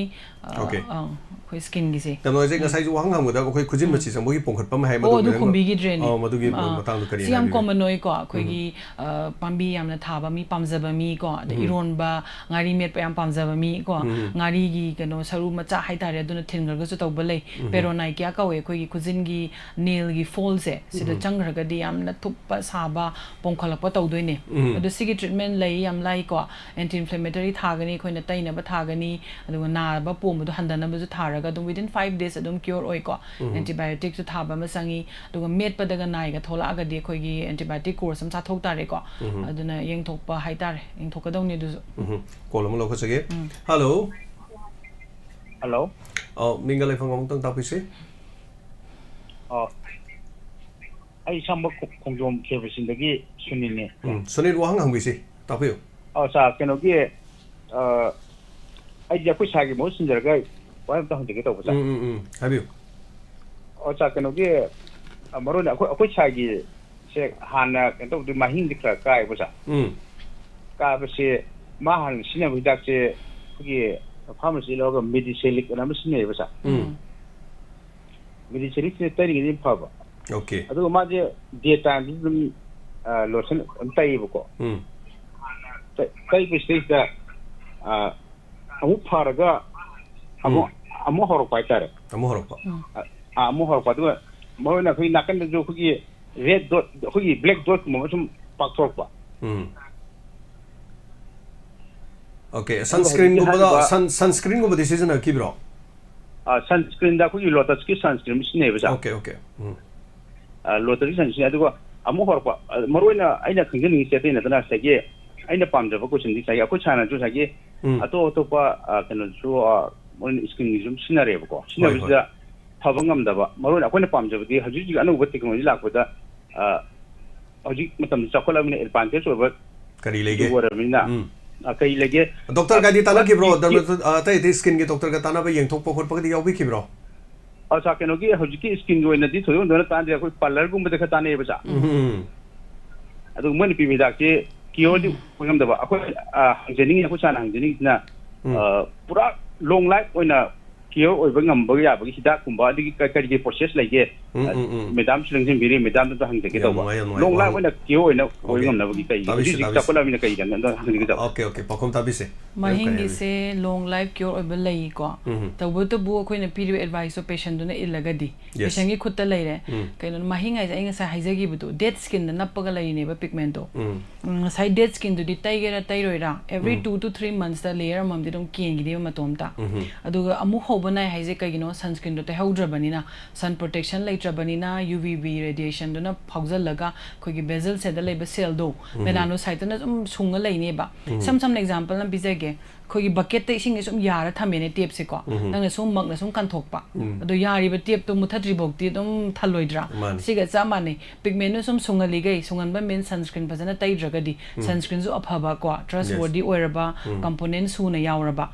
phajana protect tawrani khangaba sunscreen do every 2 to 3 hourly tairagadi mahing di proper curable ni ko adugo yamna kino tawdaba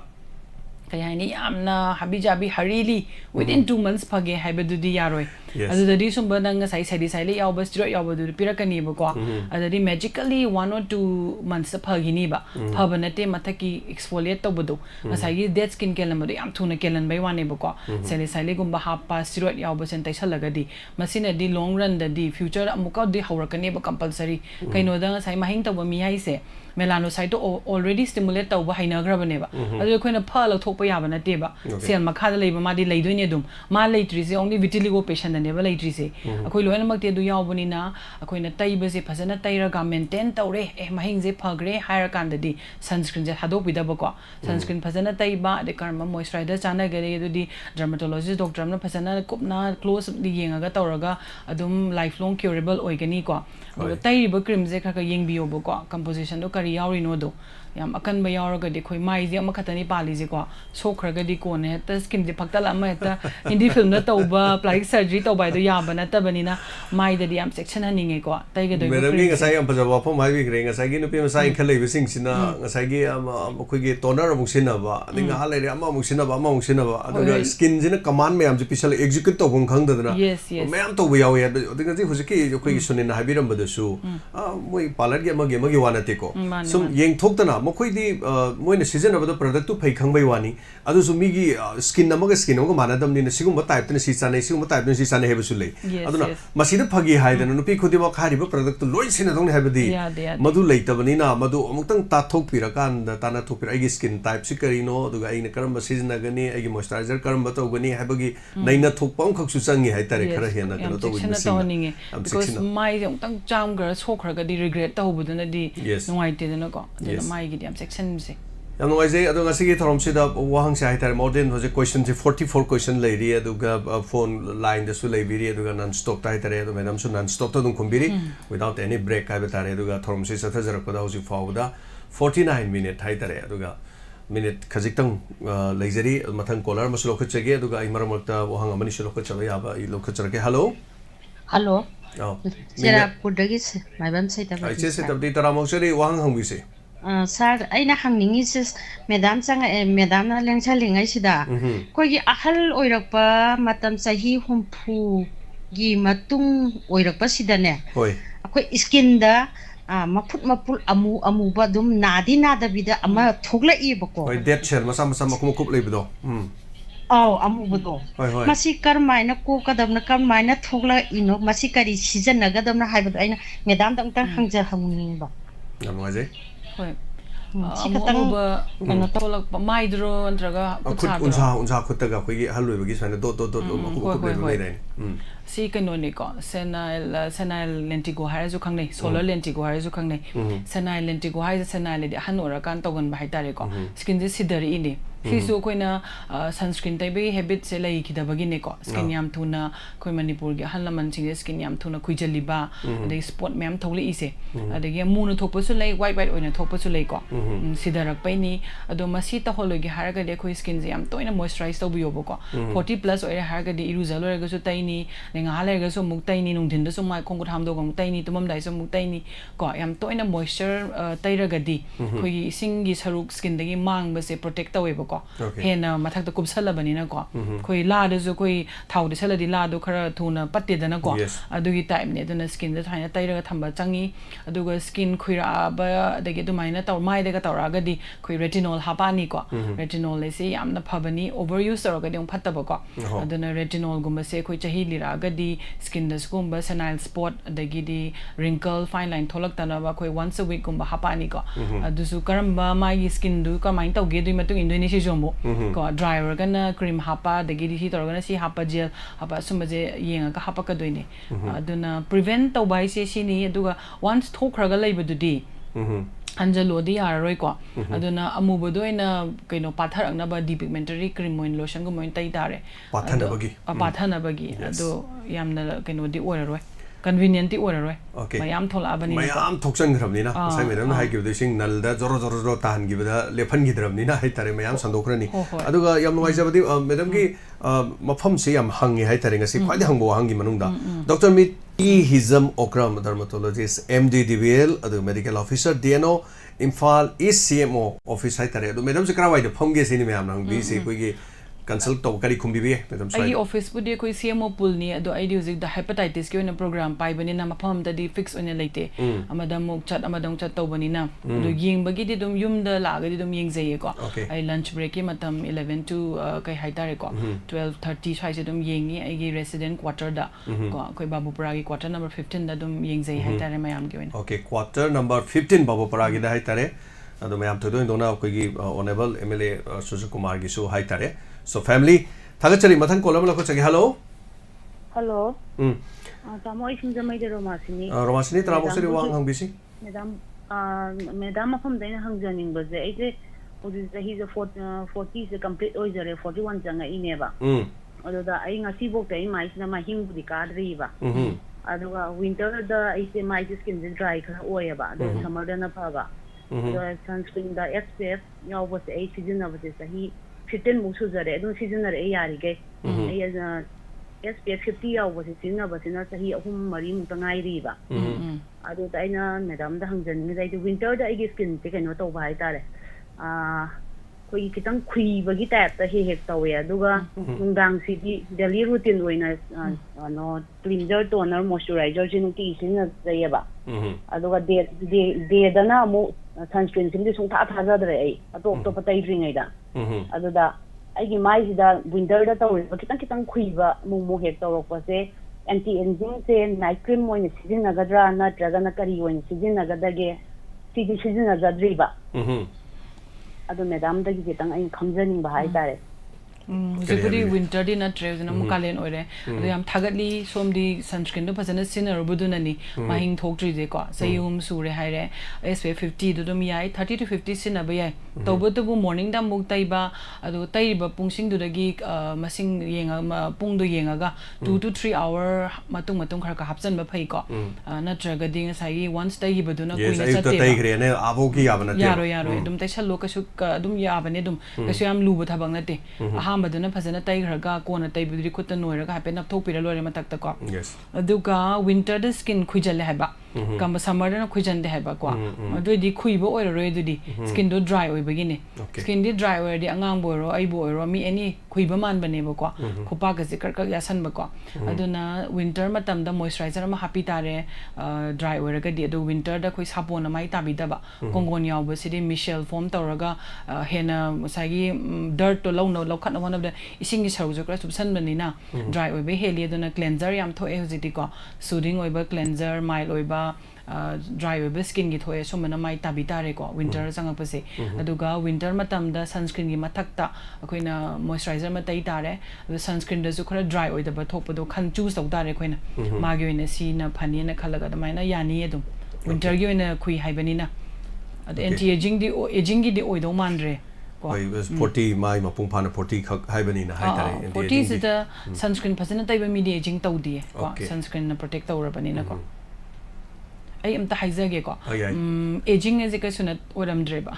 ko yi spaceship ta chatlaga koina leradi mi hala aging oide dana aduni sun gi UV rays na phuda bai ne ba yes ma ade da leiru buduna yes ado imung da lai ba du tai ri su soeba ko imung da light loi muthala khadi changdra adum UVB de changi ne dona sunscreen je pazana tai bi yu sunscreen tai draga din sai UVB radiation jena ne ko skin da oxidative stress thole ba ko oxygen free radical myam thoga seng bane tawri se aduna koi collagen sing je loi weaken oiraga collagen na lose oira kan da ne ba koi skin sagging oiri se fine lines thole iba thak ya le iba aduna sunscreen je pazana sinabagi chana bese tawraga di korea da tawri smaina khoi ju skin je phajarakani ba Okay,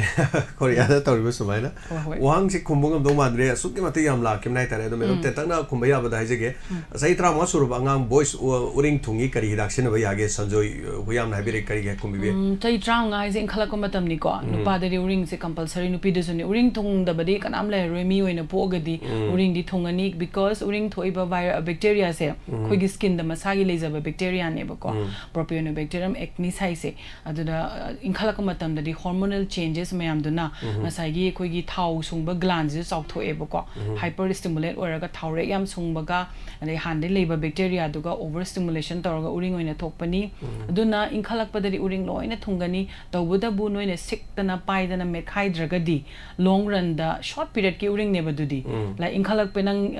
adult chang e haibagi sik sign ne ba ko khoi gi koi chomapagumba dumbani aduna 15 years to adadi sikta bida pasana yeng tho uring gi gel thoe ko uring da ta na ba mai ta na ba thoe da yung thina tai na ba thoe oily oragan oily oidana ba thoe capsule cha ba ya aduma aduri doctor ma ta na ranga tawbuna chumani ko macha masu amani thongbagi di dum clindamycin yaw ba se clindamycin and nicotinamide yaw ba gel se early morning ga bedtime tare ga di adum heal tawani tawbuda bu khuna siktra ga di ko khuna si aga di adum long run lairani call to biro pang hatang pai bisi ko call sim am lakpa duga message som na kan message the 50 message so do create no matam na tension lakpa hai batare duga meri athopam na tak pirak pada during pregnancy matam da haing mati am no to e baby angang delivery tawre kari kari to ya ga da na habi kari habi pregnancy da di haing mati khatana te haksang je laiba brown oiro black oiro pot any pigmentation laiba jaga kai lo yaksalakani ko adu kaisu khalunu sai hormonal change mayam dunani adu post delivery lactation angang sangom pithakpa matam gi face lala kandane adum patharakani mathakta yam pana tawbani na adum matam na kengini tawbutabu physical sunscreen haitare ko atai oxybenzone ka yawbana taba zinc oxide titanium dioxide tang yawba sunscreen sinabiro kino angang chu pithaktoini ko lactation matamnina koi sunscreen ju loina mak sinaba ya deba pregnancy da sinaba ya daba sunscreen lay adagi di lactation to sinaba ya daba lay aduna haing mathi gi oina di huzi huzi ki di adumaina sunscreen do ainu zik panjagi bado physical sunscreen sinabiro no madad every 3 hourly tai bido aduga haing mathi do kayam thin to ino do yengaga koina depigmentary thaba yani mile oiba aduga adu kesu yam nungsa thiru no ko pregnancy induced thokpa pot sidi adum yam line curable oi adu invasive oiba taw bidaba Okay. Call the game Olaxage, Aduga, Akogi, Wangam Tatanang Biba, Sunday, Ketri, Ketri. Karihan Padam, ACNE Karihadunese, Shin Laibagi,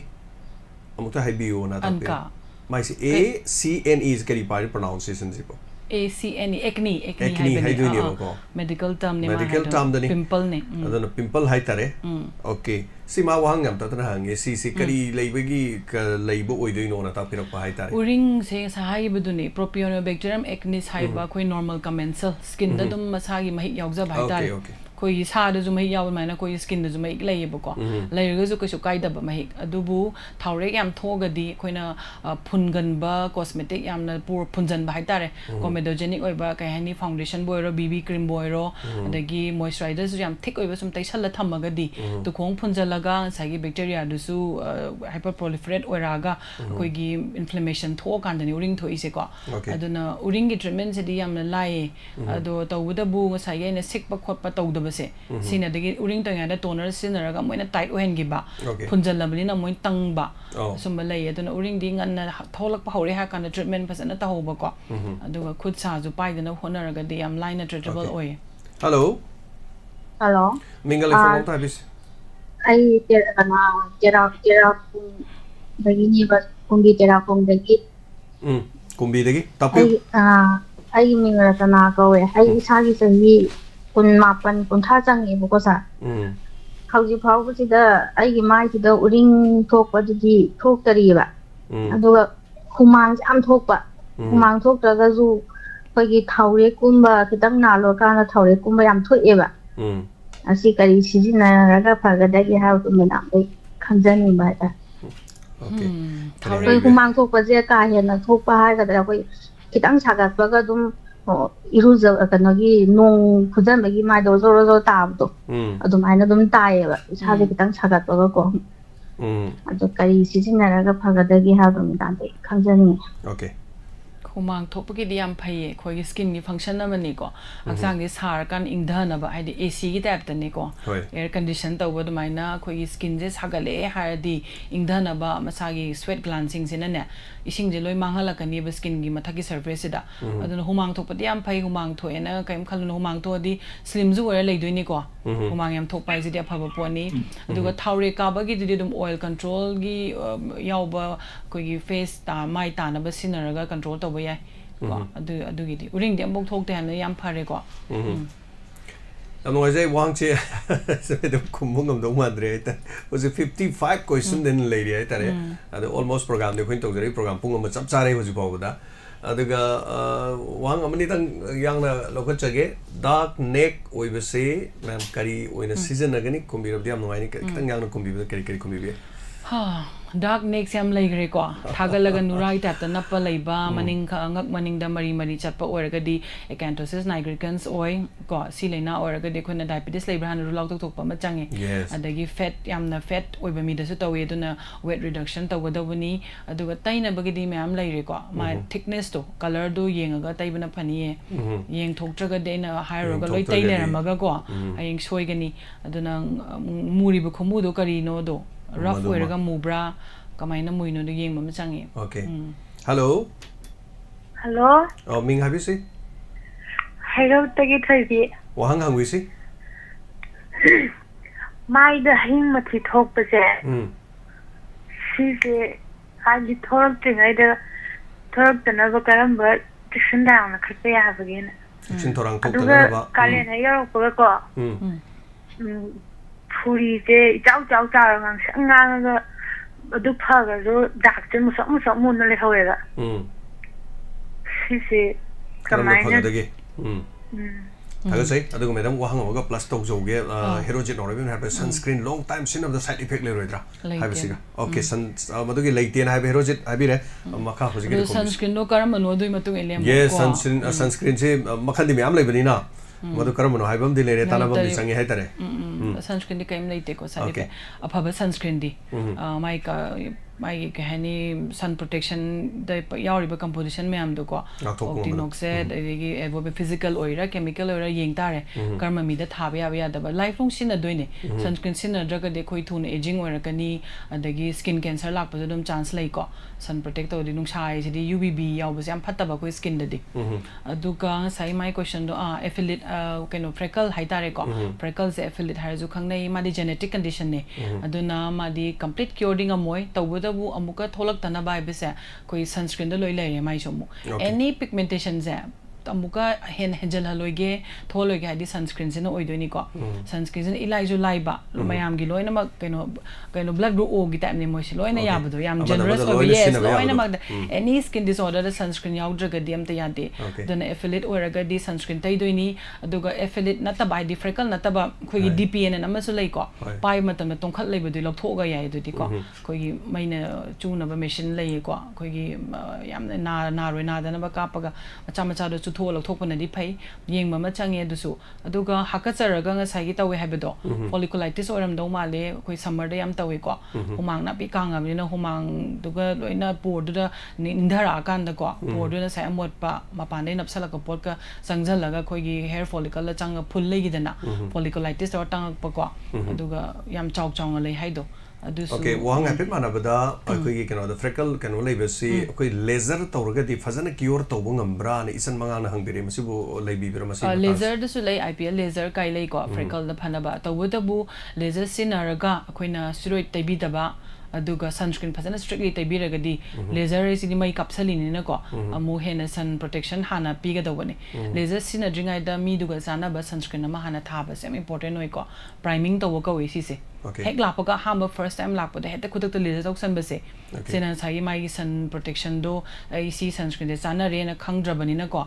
anoba ma thaba da sana draga hena ka thek pazu lai aduna sunscreen na hana priming to ga laser to bo yai adum yai hello oh मागी कोलसे मपुंग फागरे वांग से दो सोखोगी glycerine सिजनबसी थाइनगी glycerine सिजनबसी हुजिकी मतम हिदाक सिंसे करी खेनबगे करी हाबिबे हाँ glycerine दी फैये glycerine दी हुजी हुजी कोइना अनो अनोब थोलीब lotion सिंग लोई glycerine हापे को दो तवदबु ग्लिसरीन दो Karamba फजना song मफम दगी pure ओइब glycerine Ladoga चप मानरे को कोई खोई जुंगारे खोई प्योर दन लोई पामनीदना फैदना दमाना ग्लिसरीन दी इज वेरी गुड स्किन यूनिट दी फा ग्लिसरीन जे ओरिजिनल ओरगे दी फरे दो चिनी रेगी सेम ग्लिसरीन दो रमदि सेंग दो हो सेंग ददी हेना तुखोंग पुंजलगा हेना प्रॉब्लम थोनी तुखोंग पुंजनबगी मसाक अमो ओय हाय तारे अदुगा आई कॉल से मुथत सरे वारो बिबे दे कॉल से तुम लाखना दो थोरम दि मतम लोरे अदुगा वहंग सिदे गे अमनि तक तक लोखचगे डॉक्टर मॉइस्चराइजर एंड सनस्क्रीन तैबदा माइ सि थुपी करी ओइगनी ना तापि करी खुमबी बे डिंपल चाना चाना दना थुप यावी दुगा मरुएना कालेन था द सैबसे खुद हामदने तै सलुबसे खुद जे द हुमांगना पि कांगा लेरगदि स्वेट तुगा अमोट पखरगा नपसनरगा मॉइस्चराइजर दुगा मिक्स तौरगा जु थुप यावे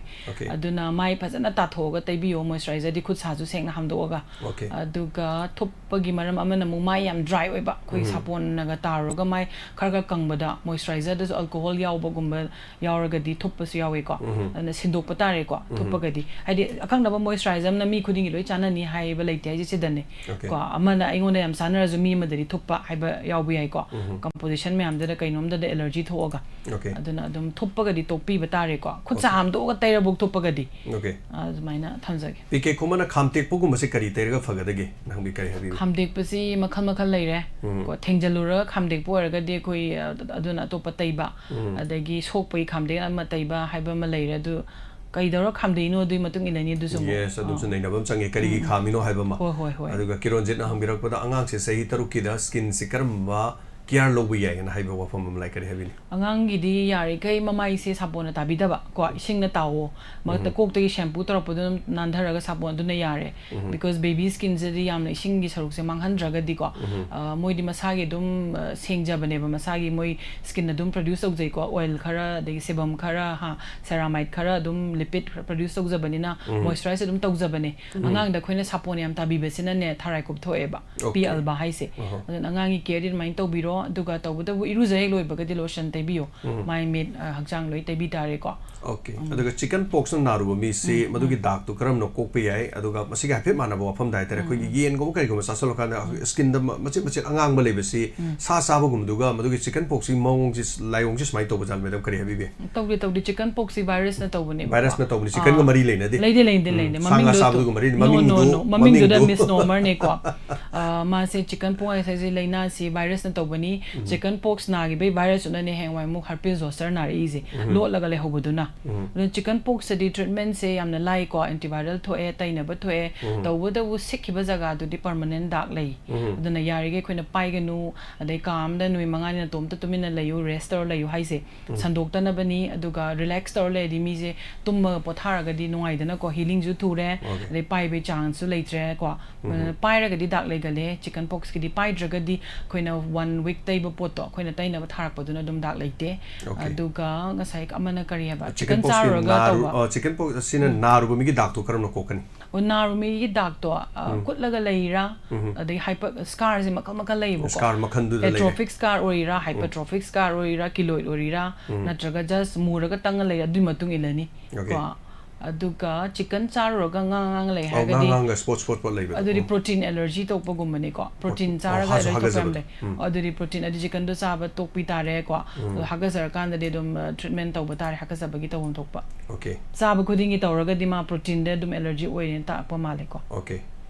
amnoise aduga thait singli da macha macha murga leiri se kari matang na habi be tom kumana na ta koigi tight ta han hai mai se tight THIGH tight and hai se THIGH o thai paiganda paiganda ka dawa ba koi gi singli ma sa si murga leiba si matang si kari skin pa ba mi da di singli ma uni edum ko vein do green oina gray oina ubadi normal ne kasu tawroi mai chambagi matang da kari habibi ai bob marshall na habire mai chamai matang da di mai chamal loi ge haradi mai da khoi steroid chu tai bi da ba sunscreen phasana tai ba mai phasana tabi ba ising phasana thakpa aduga darkar leba matam da khoi moisturize ta tawi be se am important noi mai da experiment to bi drug di mai chup cham cham moi ꯏꯁꯣꯔꯅ ꯃꯁꯥꯒꯤ ꯑꯩꯈꯣꯏ ꯃꯥꯏꯁꯤꯗꯅꯦ ꯃꯣꯏꯁꯆꯔꯥꯏꯁ ꯇꯧꯅꯕ ꯄ꯭ꯔꯣꯇꯦꯛꯁꯟꯒꯤ ꯂꯣꯏꯅ lipid ꯁꯦꯔꯥꯃꯥꯏꯠ produce ꯇꯧꯔꯒ ꯂꯣꯏ ꯂꯩꯔꯕꯅꯤ ꯃꯥꯏꯁꯤꯗ ꯑꯗꯨꯅ ꯃꯥꯏꯗ ꯌꯥꯝ ꯑꯦꯛꯁꯄꯦꯔꯤꯃꯦꯟ ꯇꯧꯁꯟꯕꯁꯤꯅ ꯍꯦꯟꯅ ꯁꯣꯏꯌꯦꯀꯣ ꯑꯗꯣ ꯌꯥꯝꯅ ꯀꯦꯗ ꯌꯥꯗꯕ ꯀꯦꯅꯤꯡꯕ ꯃꯤꯒꯤꯗꯤ ꯑꯗꯨꯝ ꯃꯈꯥꯗ ꯁꯟꯁꯀ꯭ꯔꯤꯟ ꯍꯥꯟꯅ ꯇꯩꯕꯤꯌꯣꯕ ꯁꯟꯁꯀ꯭ꯔꯤꯟ ꯍꯥꯟꯅ ꯐꯖꯅ ꯊꯤꯛ ꯂꯦꯌꯔ ꯇꯩꯔ ꯃꯇꯨꯡꯗ ꯀꯦꯕꯤꯌꯨ ꯑꯗꯨꯏꯗꯤ ꯁꯟ ꯄ꯭ꯔꯣꯇꯦꯛꯁꯟꯗꯣ ꯂꯩꯔꯦꯗꯅ ꯑꯗꯨꯃꯥꯏꯅ ꯃꯥꯏ ꯆꯥꯝꯗꯅꯕꯒꯤꯗꯤ ꯁꯤꯅꯦ ꯑꯩꯅ ꯍꯥꯏꯖꯒꯗꯧꯁꯦ ꯑꯉꯥꯡꯗ ꯂꯥꯏꯈꯣꯏ ꯇꯧꯕꯁꯤ ꯃꯇꯥꯡ ꯀꯔꯤ ꯍꯥꯏꯕꯤꯕ ꯌꯥꯏ ꯂꯥꯏꯀꯣꯏꯁꯤꯗꯤ ꯑꯉꯥꯡꯗ ꯇꯧꯔꯁꯨ ꯍꯟꯗ ꯁꯟꯗꯣꯛꯏ ꯍꯟꯗ ꯇꯧꯔꯁꯨ ꯑꯉꯥꯡꯗ ꯁꯟꯗꯣꯛꯏ ꯀꯟꯇꯦꯖꯤꯌꯁꯅꯤꯅꯀꯣ ꯃꯥꯗꯤ ꯌꯥꯝꯅ ꯀꯟꯇꯦꯖꯤꯌꯁ ꯑꯣꯏꯕ ꯄꯣꯠꯅꯤ ꯍꯣꯠꯂꯨꯔꯒ ꯃꯉꯣꯟꯗꯒꯤ ꯀꯦꯜꯂꯛꯄ ꯁ꯭ꯀꯤꯟ ꯗꯦꯠ ꯁ꯭ꯀꯤꯟꯗꯣ ꯉꯁꯥꯏꯒꯤ ꯀꯨꯔꯣꯡꯕꯥꯟ ꯍꯥꯏꯇꯥꯔꯦꯀꯣ ꯀꯨꯔꯣꯡꯕꯥꯟꯗꯨꯅ ꯑꯃꯨꯛ ꯁꯣꯐꯥꯗ ꯇꯥꯍꯧꯔꯦ ꯁꯣꯐꯥꯁꯤꯗ ꯑꯩꯅ ꯑꯃꯨꯛ ꯐꯝꯃꯦ ꯑꯩ ꯍꯨꯃꯥꯡ ꯇꯩꯕ ꯈꯨꯠꯁꯤꯅ ꯑꯃꯨꯛ ꯁꯣꯐꯥꯗꯨꯗ ꯄꯥꯏꯔꯨꯕ ꯀꯥꯟꯗ ꯉꯁꯥꯏ ꯀꯨꯔꯣꯡꯕꯥꯟꯗꯨꯅ ꯄꯤꯛꯑꯦ ꯈꯜꯂꯣꯅꯦ ꯑꯩꯉꯣꯟꯗ ꯑꯃꯨꯛ ꯍꯧꯔꯛꯑꯅꯤ ꯀꯣ ꯃꯔꯨ ꯀꯩ ꯍꯥꯏꯅꯤ ꯂꯩꯕꯥꯛꯇ ꯃꯔꯨ ꯍꯨꯟꯕꯒꯨꯝꯕꯅꯦ ꯑꯗꯨꯅ ꯑꯉꯥꯡꯗ ꯇꯧꯔꯦ ꯍꯟꯗ ꯇꯧꯔꯦ ꯇ꯭ꯔꯤꯠ ꯇꯧꯕꯁꯦ ꯌꯥꯝ ꯏꯝꯄꯣꯔꯇꯦꯟ ꯑꯣꯏ ꯐꯗꯤ ꯁꯥꯄꯣꯟ ꯄꯨꯟꯅꯗꯕ ꯍꯧꯔꯦ ꯍꯥꯏꯔꯗꯤ ꯄ꯭ꯔꯣꯄꯔ ꯇ꯭ꯔꯤꯠꯃꯦꯟ ꯇꯧꯍꯧꯕ ꯑꯗꯨꯒ ꯁ꯭ꯇꯤꯔꯣꯏꯗ ꯌꯥꯎꯕ ꯁꯨꯛꯇꯩ ꯇꯩꯕꯤꯗꯕ ꯅꯤꯔꯣꯗꯥ ꯍꯩꯈꯥꯝꯗ ꯁ꯭ꯇꯤꯔꯣꯏꯗ ꯌꯥꯎꯏ ꯍꯥꯏꯕꯁꯤ ꯀꯔꯝꯍꯥꯏꯅ ꯈꯪꯒꯅꯤꯅ ꯑꯩ ꯉꯁꯥꯏ ꯄꯟꯖꯈ꯭ꯔꯦ ꯁ꯭ꯇꯤꯔꯣꯏꯗ ꯌꯥꯎꯋꯦ ꯍꯥꯏꯕꯁꯤ ꯉꯁꯥꯏ ꯍꯤꯗꯥꯛꯇꯨꯒꯤ ꯕꯣꯇꯜ ꯅꯠꯇ꯭ꯔꯒ ꯀꯩꯅꯣꯗꯣ ꯃꯥꯒꯤ ꯕꯣꯛꯁꯇꯨꯗ ꯂꯣꯏ ꯏꯗꯅ ꯀꯝꯄꯣꯖꯤꯁꯟꯗꯨ ꯌꯦꯡꯕꯤꯔꯣ ꯃꯣꯃꯦꯇꯥꯖꯣꯟ ꯌꯥꯎꯕ꯭ꯔꯥ ꯌꯦꯡꯉꯨ ꯍꯦꯂꯣꯕꯤꯇꯥꯖꯣꯜ ꯌꯥꯎꯕ꯭ꯔꯥ ꯌꯦꯡꯉꯨ ꯀ꯭ꯂꯣꯕꯦꯇꯥꯖꯣꯜ ꯄ꯭ꯔꯣꯄꯤयोꯅꯦꯠ ꯌꯥꯎꯕ꯭ꯔꯥ ꯌꯦꯡꯉꯨ ꯃꯣꯏ ꯑꯍꯨꯝꯁꯤꯅꯤꯀꯣ ꯈꯔ ꯀꯟꯕ ꯁ꯭ꯇꯤꯔꯣꯏꯗ ꯍꯥꯏꯇꯥꯔꯦꯀꯣ ꯁꯨꯝꯕ ꯌꯥꯎꯔꯒꯗꯤ ꯇꯩꯕꯤꯒꯅꯣ ꯀꯩꯅꯣꯗ ꯔꯦꯁꯤꯁꯇꯦꯟ ꯑꯣꯏꯍꯜꯂꯦꯕ ꯂꯥꯏꯀꯣꯏꯗ ꯑꯣꯏꯔꯁꯨ ꯇꯤꯅꯤꯌꯥ ꯀ꯭ꯔꯣꯗꯤꯁ ꯑꯣꯏꯔꯝꯕꯗꯣ ꯇꯤꯅꯤꯌꯥ ꯏꯟꯀꯣꯛꯀꯤꯗ ꯑꯣꯜꯍꯜꯂꯤ ꯁ꯭ꯀꯤꯟ ꯄꯥꯊꯍꯜꯂꯤ ꯑꯗꯨꯒ ꯃꯊꯪ ꯇꯥꯔꯛꯄ ꯇ꯭ꯔꯤꯠꯃꯦꯟꯗ ꯋꯥꯏꯑꯦ ꯑꯩꯈꯣꯏꯗꯀꯣ ꯇ꯭ꯔꯤꯠꯃꯦꯟ ꯇꯧꯐꯝ ꯈꯪꯗꯦ ꯍꯥꯏꯇꯥꯔꯦ ꯑꯩꯈꯣꯏꯗ ꯍꯤꯠ ꯔꯦꯁ ꯃꯇꯧ ꯀꯔꯝꯅ ꯉꯥꯛꯊꯣꯛꯄ ꯌꯥꯅꯤ ꯊꯣꯏꯕ ꯁꯅꯥꯅ ꯀꯔꯤ ꯍꯥꯏꯕꯤꯕ ꯍꯤꯠ ꯔꯦꯁꯀꯤꯗꯤ ꯉꯁꯥꯏ ꯍꯥꯏꯖꯈꯤꯕ ꯃꯣꯏꯁꯆꯔꯥꯏꯁ ꯌꯥꯝ ꯐꯖꯅ ꯇꯧꯔꯒꯗꯤ ꯅꯨꯡꯁꯥꯁꯤꯅ ꯐꯨꯔꯛꯄ ꯀꯥꯟꯗ ꯑꯀꯪꯕ ꯁ꯭ꯀꯤꯟꯗ ꯐꯨꯔꯒꯅ ꯍꯦꯟꯅ ꯁꯥꯏꯌꯦꯕꯀꯣ ꯏꯁꯝ ꯁꯝꯅ ꯍꯥꯏꯔꯕꯗ ꯐꯤ ꯑꯆꯣꯠꯄ ꯐꯧꯕꯗꯤ ꯅꯨꯡꯁꯥꯗ ꯐꯧꯔꯗꯤ ꯄꯥꯏꯔꯨꯕꯗ ꯁꯥꯗꯕꯅꯦ ꯐꯤ ꯄꯨꯀꯪ ꯀꯪꯉꯕꯗꯣ ꯀꯨꯏꯅ ꯐꯧꯔꯗꯤ ꯄꯥꯏꯔꯨꯕꯗ ꯄꯣꯛꯇ꯭ꯔꯥ ꯑꯗꯨꯃꯥꯏꯅ ꯇꯧꯗꯅ ꯑꯩꯈꯣꯏ ꯁ꯭ꯀꯤꯟꯁꯨ ꯃꯣꯏꯁꯆꯔ ꯌꯥꯎꯗ꯭ꯔꯒꯗꯤ ꯌꯥꯝ ꯊꯨꯅ ꯄꯣꯛꯄ ꯑꯗꯨꯃꯥꯏꯅ ꯔꯦꯁ ꯊꯣꯛꯍꯜꯂꯤ ꯑꯗꯣ ꯃꯣꯏꯁꯆꯔꯥꯏꯁ ꯐꯖꯅ ꯇꯧꯕꯤꯌꯨ ꯑꯗꯨꯒ ꯍꯤꯠ ꯔꯦꯁ ꯌꯥꯝ ꯊꯣꯛꯍꯟꯕ ꯖꯒꯥꯗ ꯁꯟꯁꯀ꯭ꯔꯤꯟ ꯇꯩꯕꯤꯌꯨꯀꯣ ꯄ꯭ꯔꯣꯇꯦꯛꯁꯟ ꯂꯧꯕꯤꯌꯨ ꯐꯨꯜ ꯁ꯭ꯂꯤꯞ ꯁꯦꯠꯄꯤꯌꯨ ꯑꯝꯕ꯭ꯔꯦꯂꯥ ꯁꯤꯖꯤꯟꯅꯕꯤꯌꯨ ꯁꯟꯒ꯭ꯂꯥꯁ ꯁꯤꯖꯤꯟꯅꯕꯤꯌꯨ ꯀꯦꯞ ꯁꯤꯖꯤꯟꯅꯕꯤꯌꯨꯀꯣ ꯑꯗꯨꯒ ꯇꯧꯔꯒ ꯔꯤꯌꯦꯛꯁꯟ ꯊꯣꯛꯑꯒꯗꯤ ꯑꯩꯈꯣꯏ ꯃꯅꯥꯛꯇ ꯂꯥꯛꯑꯒ ꯑꯩꯈꯣꯏꯅ ꯃꯥꯒꯤ ꯑꯦꯛꯁꯇꯦꯟꯇꯨꯒꯤ ꯃꯇꯨꯡ ꯏꯟꯅ ꯊꯥꯔꯛꯑꯅꯤ ꯐꯅꯕꯀꯣ ꯍꯛꯆꯥꯡꯒꯤ ꯁꯔꯨꯛꯁꯤꯡꯗ ꯑꯩꯈꯣꯏ ꯁꯤꯡꯂꯤ ꯎꯟꯁꯥ ꯃꯆꯥ ꯃꯆꯥ ꯊꯣꯛꯄꯁꯤ ꯃꯇꯧ ꯀꯔꯝꯅ ꯐꯕ ꯌꯥꯏ ꯃꯁꯤꯅ ꯍꯥꯏꯕꯤꯔꯛꯑꯣ ꯎꯟꯁꯥ ꯃꯆꯥ ꯊꯣꯛꯄ ꯍꯥꯏꯁꯦ ꯌꯦꯡꯕ ꯑꯃ ꯆꯪꯉꯦ ꯁꯤꯁꯨ ꯁ꯭ꯀꯤꯟ ꯇꯦꯛ ꯑꯣꯏꯔꯤꯕ꯭ꯔꯥ ꯋꯥꯔꯠ ꯑꯣꯏꯔꯤꯕ꯭ꯔꯥ DPN ꯑꯣꯏꯔꯤꯕ꯭ꯔꯥ ꯍꯣꯏ ꯈꯪꯗꯗꯅ ꯋꯥꯔꯠꯁꯤꯁꯨ ꯁ꯭ꯀꯤꯟ ꯇꯦꯛꯅꯦꯅ ꯈꯟꯕ ꯂꯩꯌꯦꯕꯀꯣ ꯑꯗꯣ ꯁ꯭ꯀꯤꯟ ꯇꯦꯛꯄꯨ ꯑꯣꯏꯔꯣ ꯋꯥꯔꯠꯄꯨ ꯑꯣꯏꯔꯣ ꯂꯧꯊꯣꯛꯀꯗꯣꯏꯅꯤ ꯂꯧꯊꯣꯛꯄꯅ ꯐꯩ ꯁ꯭ꯀꯤꯟ ꯇꯦꯛ ꯑꯣꯏꯈ꯭ꯔꯒꯗꯤ ꯑꯦꯛꯁꯇ꯭ꯔꯥ ꯁ꯭ꯀꯤꯟꯅꯤꯗꯅꯀꯣ ꯁꯨꯝ ꯆꯥꯎꯊꯣꯔꯒ ꯆꯥꯎꯅ ꯄꯣꯂꯤꯞ ꯑꯣꯟꯗ꯭ꯔꯤꯉꯥꯏ ꯂꯧꯊꯣꯛꯄꯅ ꯍꯦꯟꯅ ꯅꯨꯡꯉꯥꯏꯅꯤ ꯗꯥꯛ ꯂꯩꯇꯅꯕ ꯑꯗꯨꯒ ꯋꯥꯔꯠ ꯑꯣꯏꯔꯒꯗꯤ ꯌꯥꯝ ꯊꯨꯅ ꯇ꯭ꯔꯤꯠꯃꯦꯟ ꯇꯧꯕꯤꯍꯧ ꯅꯠꯇ꯭ꯔꯗꯤ ꯃꯜꯇꯤꯄꯜ ꯖꯒꯥꯗ ꯁ꯭ꯄ꯭ꯔꯦꯗ ꯇꯧꯋꯦꯕꯀꯣ ꯚꯥꯏꯔꯦꯜꯅꯤꯅ ꯁꯖꯤꯛ ꯍꯥꯏꯔ ꯈꯪꯅꯕꯗꯣ ꯑꯉꯥꯡ ꯑꯣꯏꯔꯤꯉꯩꯗ ꯑꯩꯈꯣꯏ ꯆꯥꯛ ꯄꯛꯄꯗꯩ ꯇꯧꯔꯛꯄꯅꯤꯒ ꯍꯥꯏꯕꯗꯣ ꯅꯠꯂꯝꯗ꯭ꯔꯦ ꯑꯩꯈꯣꯏꯁꯨ ꯈꯪꯉꯛꯑꯦ ꯍꯧꯖꯤꯛꯇꯀꯣ ꯀꯩꯅꯣꯅꯤ ꯚꯥꯏꯔꯦꯜꯅꯤꯅ ꯃꯥ ꯑꯣꯏꯔꯒꯗꯤ ꯌꯥꯝ ꯊꯨꯅ ꯂꯧꯊꯣꯛꯄꯤꯕꯅ ꯐꯅꯤ ꯍꯣꯏ ꯑꯩꯈꯣꯏꯅ ꯉꯥ ꯃꯀꯨ ꯅꯞꯈꯤꯕꯒꯤꯅꯤ ꯑꯗꯨ ꯇꯧꯕꯒꯤꯅꯤ ꯀꯥꯏꯅ ꯊꯥꯏꯅ ꯍꯥꯏꯅꯕꯗꯣ ꯑꯗꯨꯃꯥꯏꯅ ꯇꯧꯔ ꯉꯥ ꯁꯦꯝꯕꯗ ꯉꯥ ꯃꯀꯨ ꯅꯞꯄꯒꯤꯅꯦꯅ ꯍꯥꯏꯇꯥꯔꯦ ꯁꯣ ꯃꯦꯅꯤ ꯀ꯭ꯋꯦꯁꯟꯁ ꯍꯧꯖꯤꯛꯁꯨ ꯂꯦꯝꯍꯧꯔꯤ 64 ꯀ꯭ꯋꯦꯁꯟ ꯍꯦꯟꯅ ꯂꯦꯝꯍꯧꯔꯦ ꯑꯗꯨꯕꯨ ꯃꯇꯝꯗ ꯌꯥꯔꯛꯇꯕꯅ ꯍꯥꯏꯕ ꯇꯥꯔꯦ ꯃꯦꯗꯥꯝꯁꯨ ꯅꯟ ꯁ꯭ꯇꯣꯞꯇ ꯄꯨꯡ ꯑꯃꯒ ꯃꯤꯅꯤꯠ 15 ꯍꯧꯖꯤꯛꯁꯤ ꯃꯌꯥꯝꯒꯤ ꯄꯥꯎꯈꯨꯝ ꯄꯤꯗꯨꯅ ꯂꯩꯔꯦ ꯌꯥꯝ ꯅꯨꯡꯉꯥꯏꯖꯩ ꯃꯌꯥꯝꯅ ꯊꯣꯏꯗꯣꯛ ꯍꯦꯟꯗꯣꯛꯅ ꯑꯩꯈꯣꯏꯒꯤ ꯃꯦꯗꯥꯝ ꯎꯅꯅꯕꯒꯤ ꯇꯥꯟꯖꯥ ꯑꯃ ꯍꯥꯏꯖ ꯇꯥꯔꯒꯗꯤ ꯑꯩꯈꯣꯏꯅ ꯀ꯭ꯋꯥꯇꯔ ꯅꯝꯕꯔ 15ꯗ ꯄꯨꯡ 11ꯗꯒꯤ ꯑꯦꯄꯣꯏꯟꯃꯦꯟ ꯑꯃ ꯂꯧꯕꯤꯔꯀꯥꯟꯗ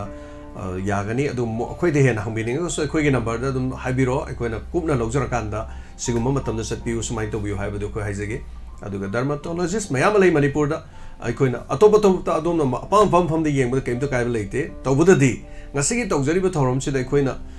ꯀꯥꯟꯅꯕ ꯀꯔꯤꯒꯨꯝꯕ ꯈꯔꯗꯤ ꯐꯪꯉꯦ ꯃꯗꯨꯗꯤ ꯑꯩꯈꯣꯏ ꯍꯦꯛꯇ ꯃꯥꯏ ꯇꯥꯔꯤꯅꯤ ꯁꯥꯄꯣꯟꯅ ꯃꯥꯏ ꯇꯥꯁꯟꯕ ꯑꯗꯨꯒ ꯑꯩꯈꯣꯏꯅ ꯀꯔꯤ ꯍꯥꯏꯕ ꯇꯥꯔꯦ ꯀꯣꯡꯒꯣꯟ ꯊꯣꯛꯄꯁꯤ ꯑꯩꯈꯣꯏꯒꯤ ꯗ꯭ꯔꯥꯏ ꯑꯣꯏꯕꯗ ꯁꯤꯖꯤꯟꯅꯒꯗꯕ ꯁꯤꯖꯤꯟꯅꯔꯣꯏꯗꯕ ꯀ꯭ꯂꯤꯟꯖꯤꯡ ꯁꯤꯖꯤꯟꯅꯕ ꯑꯗꯨꯒ ꯁꯟꯁꯀ꯭ꯔꯤꯟ ꯐꯖꯅ ꯁꯤꯖꯤꯟꯅꯕ ꯆꯍꯤ 40ꯒꯤ ꯃꯊꯛꯇ ꯂꯩꯕꯁꯤꯡ ꯑꯌꯥꯝꯕ ꯃꯇꯝꯗ ꯁꯟꯁꯀ꯭ꯔꯤꯟ ꯃꯔꯥꯡ ꯀꯥꯏꯅ ꯁꯤꯖꯤꯟꯅꯕ ꯑꯗꯨꯁꯨ ꯑꯐꯕ ꯑꯗꯨ ꯑꯣꯏꯔꯒꯗꯤ ꯑꯦꯟꯇꯤ ꯑꯦꯖꯤꯡꯅꯆꯤꯡꯕ ꯑꯗꯨꯒ ꯈꯨꯏꯖꯟꯕ ꯈꯣꯠꯄꯅꯆꯤꯡꯕꯁꯤ ꯈꯔ ꯐꯩ ꯑꯗꯨꯒ ꯏꯁꯤꯡ ꯌꯥꯝ ꯊꯛꯄꯤꯕ ꯗ꯭ꯔꯥꯏ ꯁ꯭ꯀꯤꯟ ꯑꯣꯏꯗꯅꯕ ꯍꯥꯏꯕ ꯇꯥꯔꯦ ꯁꯤꯒꯨꯝꯕꯁꯤꯡ ꯑꯗꯨꯒ ꯃꯔꯨꯑꯣꯏꯅ ꯂꯥꯏꯅꯥꯁꯤꯡꯗꯤ ꯌꯦꯡꯉꯒ ꯅꯠꯇ꯭ꯔꯒ ꯃꯦꯁꯦꯖꯇ ꯅꯠꯇ꯭ꯔꯒ ꯐꯣꯟꯗ ꯂꯥꯏꯌꯦꯡꯕꯗꯤ khara wani khale aduna diagnose to bom change diagnose to bude skin dagi khela khawa skin gi kano boda test to buleri e dagi chinga ga yeng buleri makhal punamakse aduga ngasai so koi inaw sunina habiram wahang mayam khamina ba yabada aikoi asai dagi pharmacy sama natraga koi gi mafam palaram da changa hanga hanga ga isa gi beautification laina bani ga na sum to budu madui thabuk to khara thado pirakanda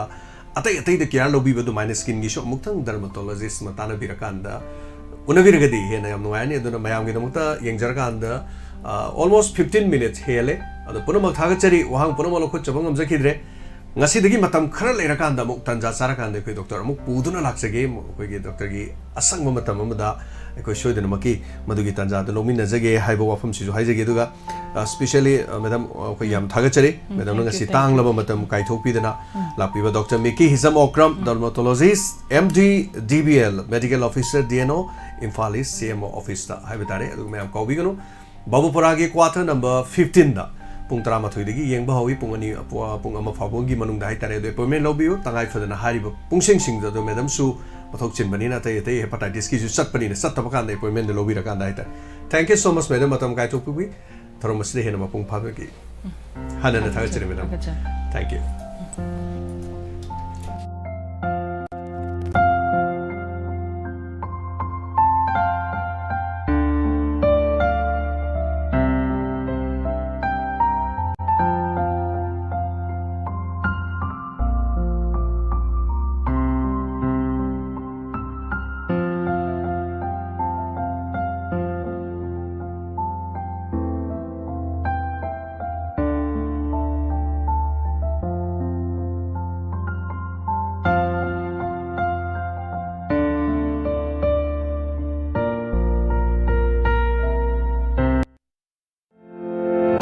Eastern Lily packaged drinking water gi agent amadi dealer pamjai area singdi Imphal East West Nambol Thobal Lelong Samaro Mayang Imphal amadi Uchiwa loinana khudong chaba singdi tha khudingi amadi chahi khudingi target toba singda akhanaba price thamjari Eastern Lily packaged drinking water asi haksang phananaba minerals haibadi calcium magnesium amadi potassium yauraba drinking water ni ising asi lok ki ising digi shemba ising agent oibening basing na call tobiu 9863473655 loinana 9615668117 Eastern Lily packaged drinking water hokji hokji miyam na khwai digi pamnariba minerals hapa packaged drinking water ni Eastern Lily BIS amadi phasaine approve tobуда natana quality maintain tongna bagi damakta aikoi gi laboratory da nungti gi test toraga miyam de olive sing ni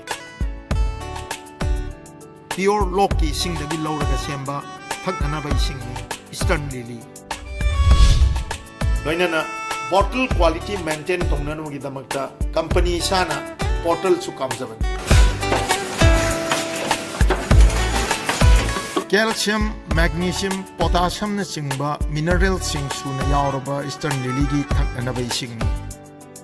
haksang phana thammada aphabai sing darkar oi adomna aphabai sing sijana ge khalak pami kupta Eastern Lily bu ning sing biro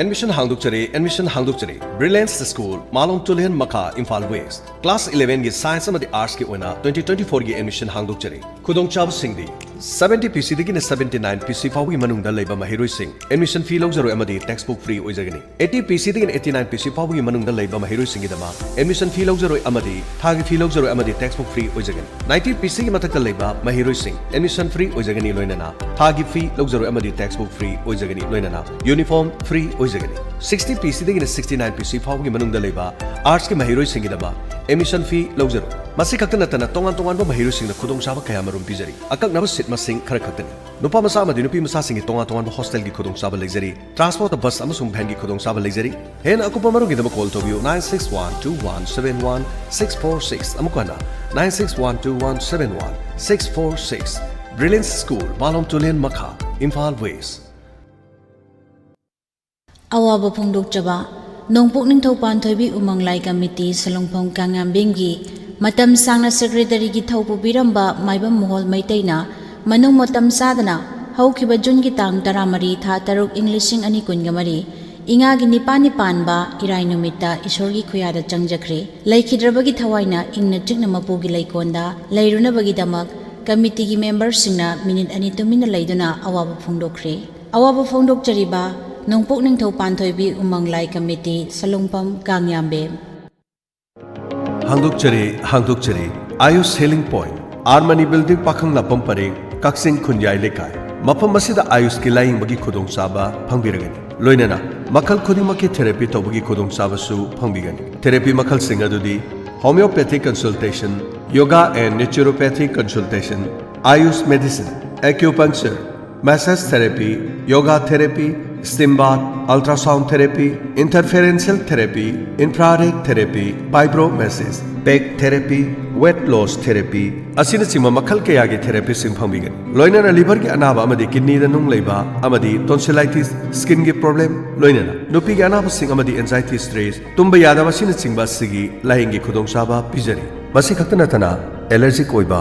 gout leiba, heart amadi masigi mari leinaba laina sing, diabetes amadi haksang ki weight hengatpa tonga tonga balaina kayagi maramdasu tanabibe yagani. Ningtaukaaba numittagina thangja numitki ayuk pung 8 pung 2 fauba loinana nomaiji numit ayuk pung 9 nungthil pung 3 faubagi doctor unabibagi khudongchaba phangmigani. Akopa marolgidama 8413935890 loinana 6009968145. Ayush Healing Point, Cure with Care, Armani Building Pakhangla Pomparing, Kaksing Khunyai Lekhai. Mathak makha oiba dukan ama yonjari Kaksing Khongnang Mari Fangbada leiba mamai makha onba soroka tainabada leiba mafam yamna charaba fit 12 makhai pakpa fit 30 asangba oiba mathak makha oiba hauzik sizinariba mafam asi imung manunggi achinba amadagi yonjari pamiba singna contact tawbiu 8240490659 amuktang hana 8240490659.